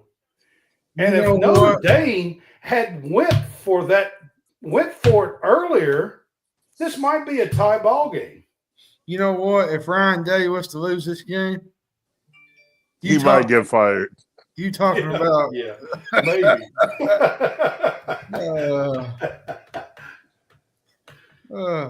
Y'all, Jaden Greathouse is a really good wide receiver. What year is he?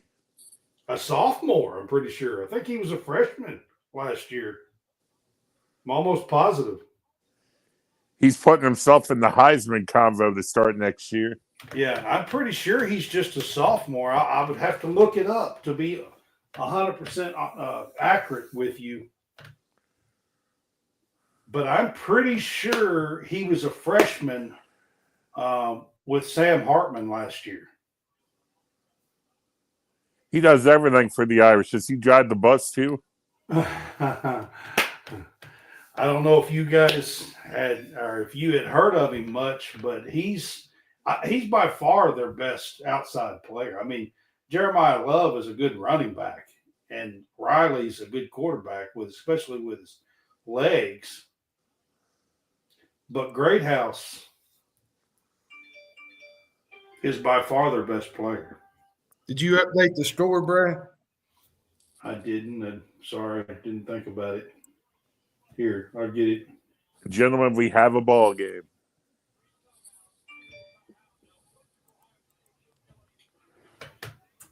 They squib kicked it too. Not only have they scored twice, y'all. They got both 2-point conversions. Yeah, they got both 2-point conversions. That's what I was going to say.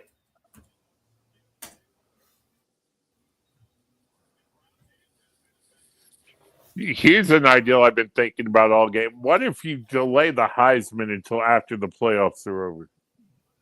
Yeah, I honestly kind of think they should. Especially now that you got playoffs, like 12 teams like this, and I really think they should, to be honest.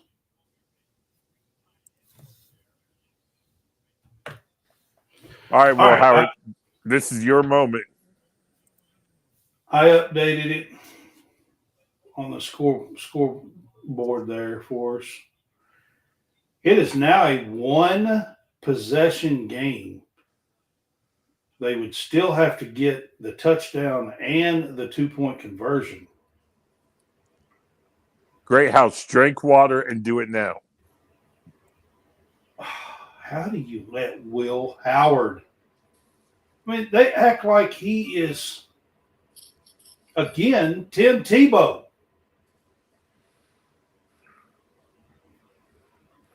How do you let him bounce outside for 8-10 yards?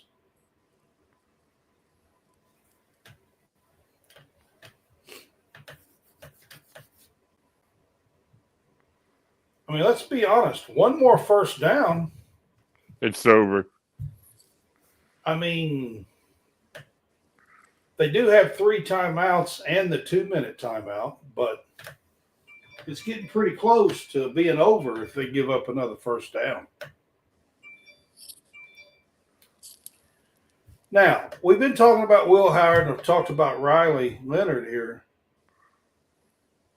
I think Riley has showed he can pass the ball too some tonight.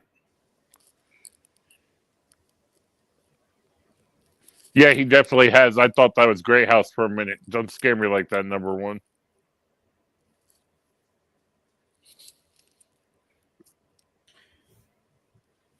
John, can you look up? I think he's just a sophomore, Jaden Greathouse.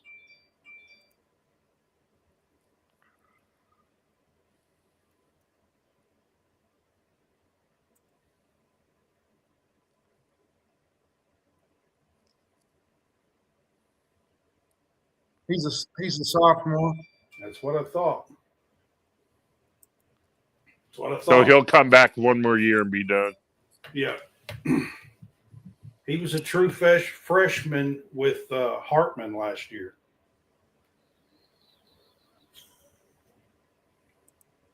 What are they doing, Ohio State? I don't know what that play was. Tripping over their own lineman. I don't know.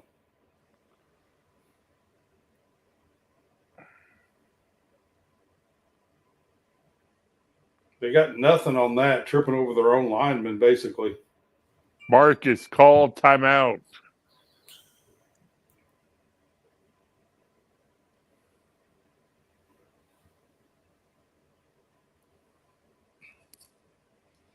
Trailed by 24 points with 7 minutes and 52 seconds left in the third quarter.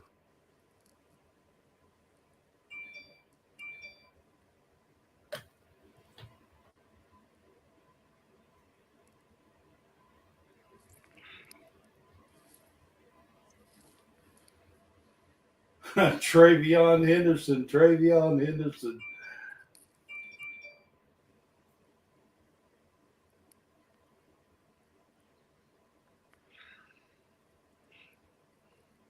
Well, even if they don't finish the comeback, you got to give them props. They didn't quit.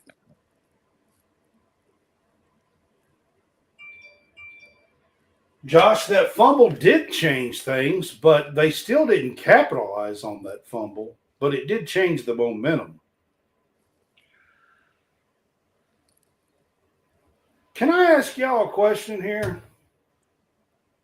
Ohio State has two tremendous. What is Ohio State doing? I don't know. They have two tremendous What are they running doing, backs. man? Why are they running Will Howard? I think they're doing it to force Notre Dame to burn their timeout.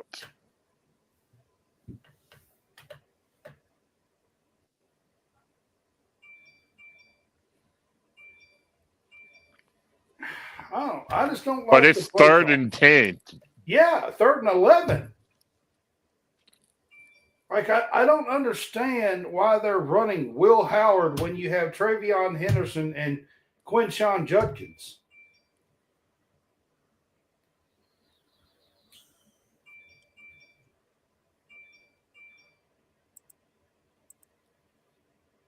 It is 3rd and 11. There is 2:45 to go. Notre Dame has burned 2 timeouts. They only have 1 left.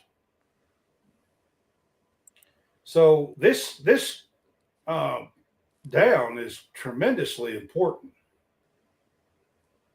because outside of the 2-minute timeout and the 1 timeout, they can't stop the clock anymore. But those 2 times. Now they're going deep and he's open. Oh my gosh, Jeremiah Smith just won the game.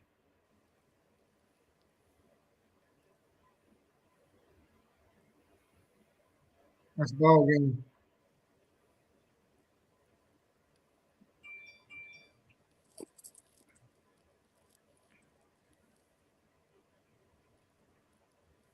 Wow. I mean, they made it a game, but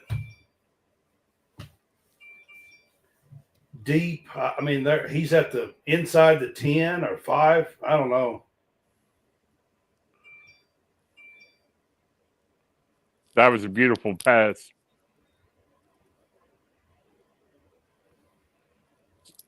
Notre Dame also got away with the face mask right there. 1st and goal.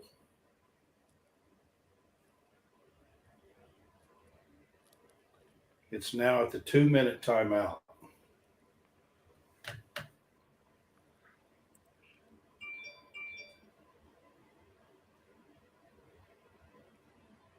Jeremiah Smith's a dog, man.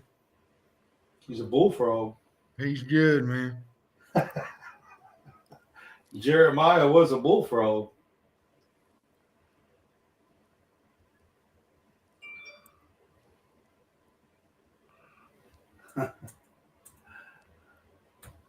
You had to watch our show because I've been saying that.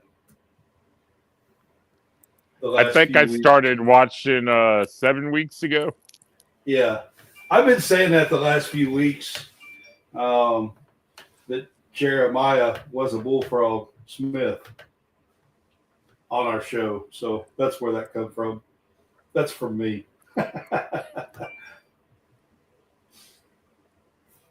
Why are they showing Duke? Duke's never going to be in this game.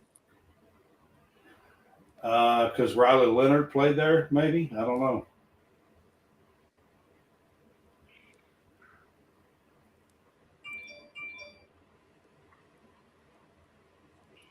Well, I had a lot of fun with you guys. Hopefully, I can be on your regular show sometime.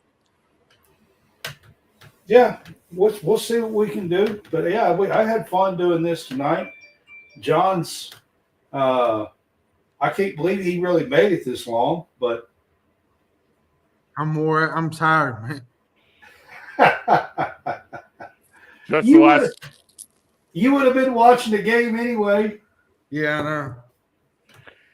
just the last reminder, guys. I'm Will. I'm with Stadium Rant. They're Brad. They're John. They're with College Sports, also with Stadium Rant. We had a lot of fun hanging out with you guys tonight.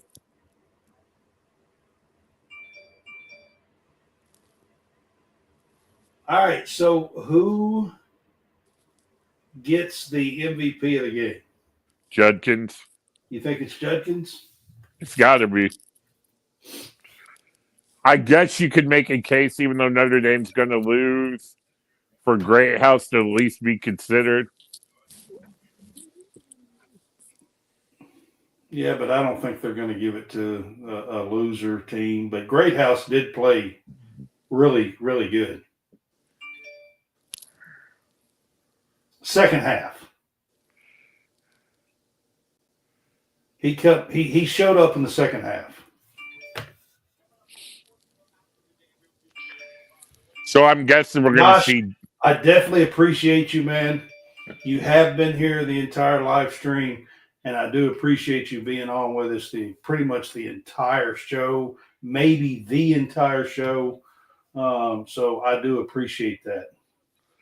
Hey, I appreciate it too, Josh. Check out Stadium Rant and check out Ringside Rant this Thursday night.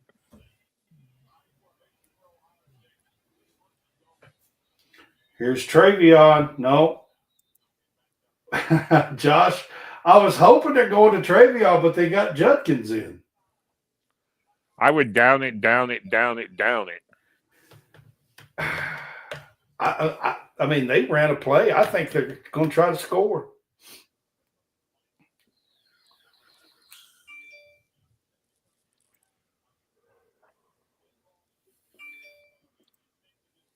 But they got Judkins in. They don't have Travion in, Josh. False start. Okay, now looks like they might be downing it. No? Well, I don't know if you guys saw any of the press conferences leading up to the event. Ryan Day tried to shake Marcus Freeman's hand, and Marcus Freeman looked at it and walked off. Oh, really? No, I didn't see that.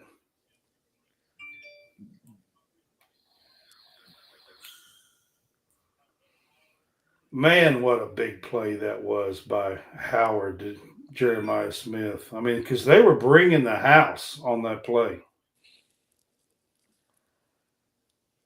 Left him out on the island, and Jeremiah Smith just ate him for lunch.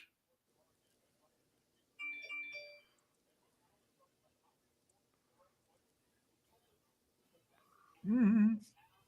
By the way, we'll be back on our show tomorrow night for the Big Fuss Show.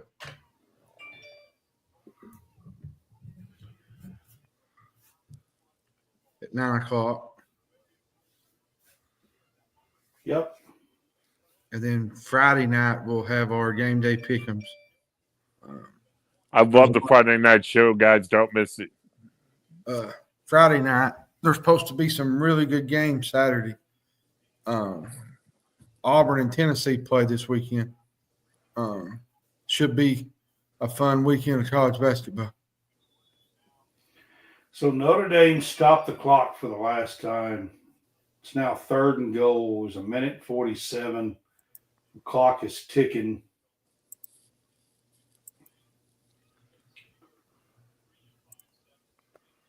They do have, I mean, there is enough time here. They're going to have to run 2 plays.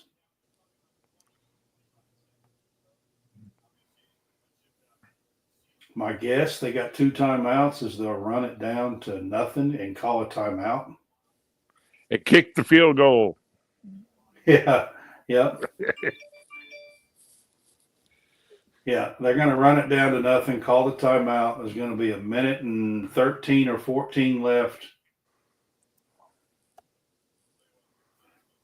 They'll probably look at the clock and make sure it was right, lined up with the play clock. But they will have to snap it here, and there will be enough time after this play that they will have to run a 4th down play because it's like 3rd and 6 or 3rd and 7.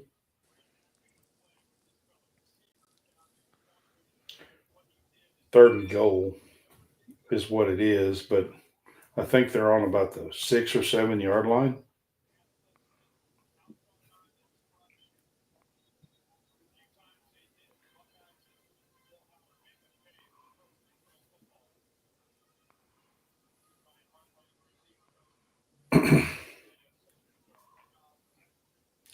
So Ohio State does have the one more timeout to run it down again.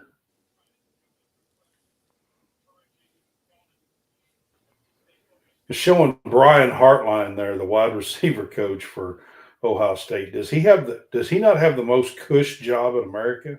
Yeah, he does. I mean, come on now. With that kind of talent, you're gonna look good, aren't you? They're going to get him a head coaching job somewhere. Okay, so they run a play and lose 2 or 3 yards. I mean, but they're going to kick the field goal.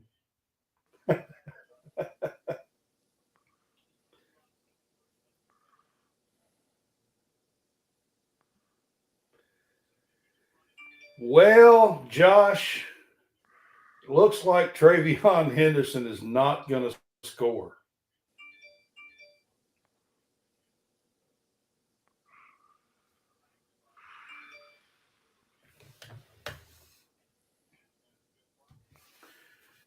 They're going to run it down to about 28 seconds. Call the timeout. It's 4th and goal. They're going to kick the field goal. Go up 11.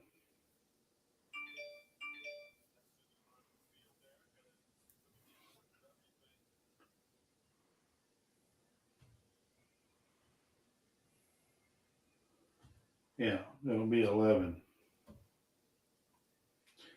And ironically, wasn't the spread like 8.5 or 9? Yep. Because right now it would be under the spread. And this field goal will actually put it over the spread. Notre Dame leads the country in block kicks, so. Yeah. But I'm just saying, if they hit this field goal, what will be? It'll go You know over what the would be? spread. You know what would be crazy? If they was to block this, return it for a touchdown. Huh, You talking about? they are pretty good at it. 29 seconds. They put a second back on the clock.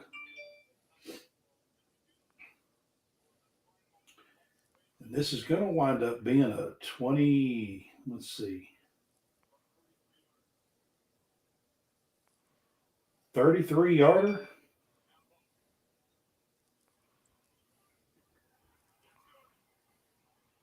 But he hit it. Yeah, he hit it. It's now 11-point game, 34-23. I guess now Notre Dame wishes they had that field goal that we were all fussing about.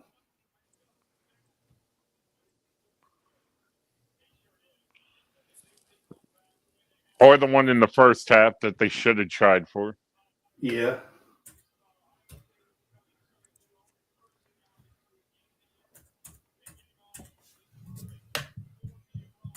Because again, here they are with 28 seconds. They had 27 and 2 timeouts at the end of the first half.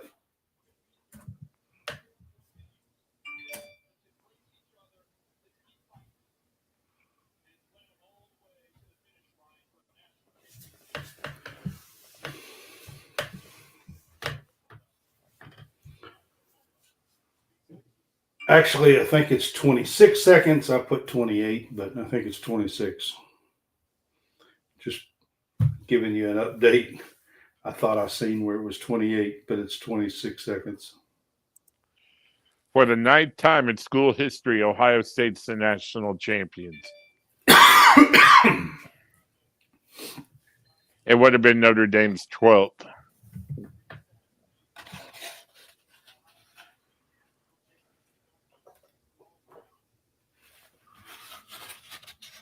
It's big for Ryan Day. I mean, it really is.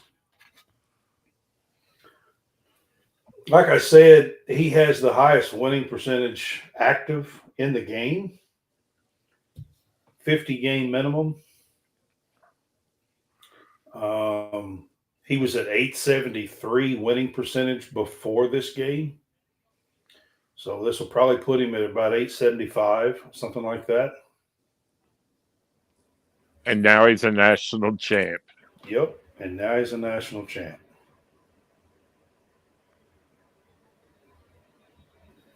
And that'll do it right there. They read a play, went backwards. That'll do it. That's the game. 34-23. I don't see them running another snap here. Ohio State is the national champ. Ryan Day's going crazy. They did run a play, and it's to Greathouse. Got a first down, but they did run a play.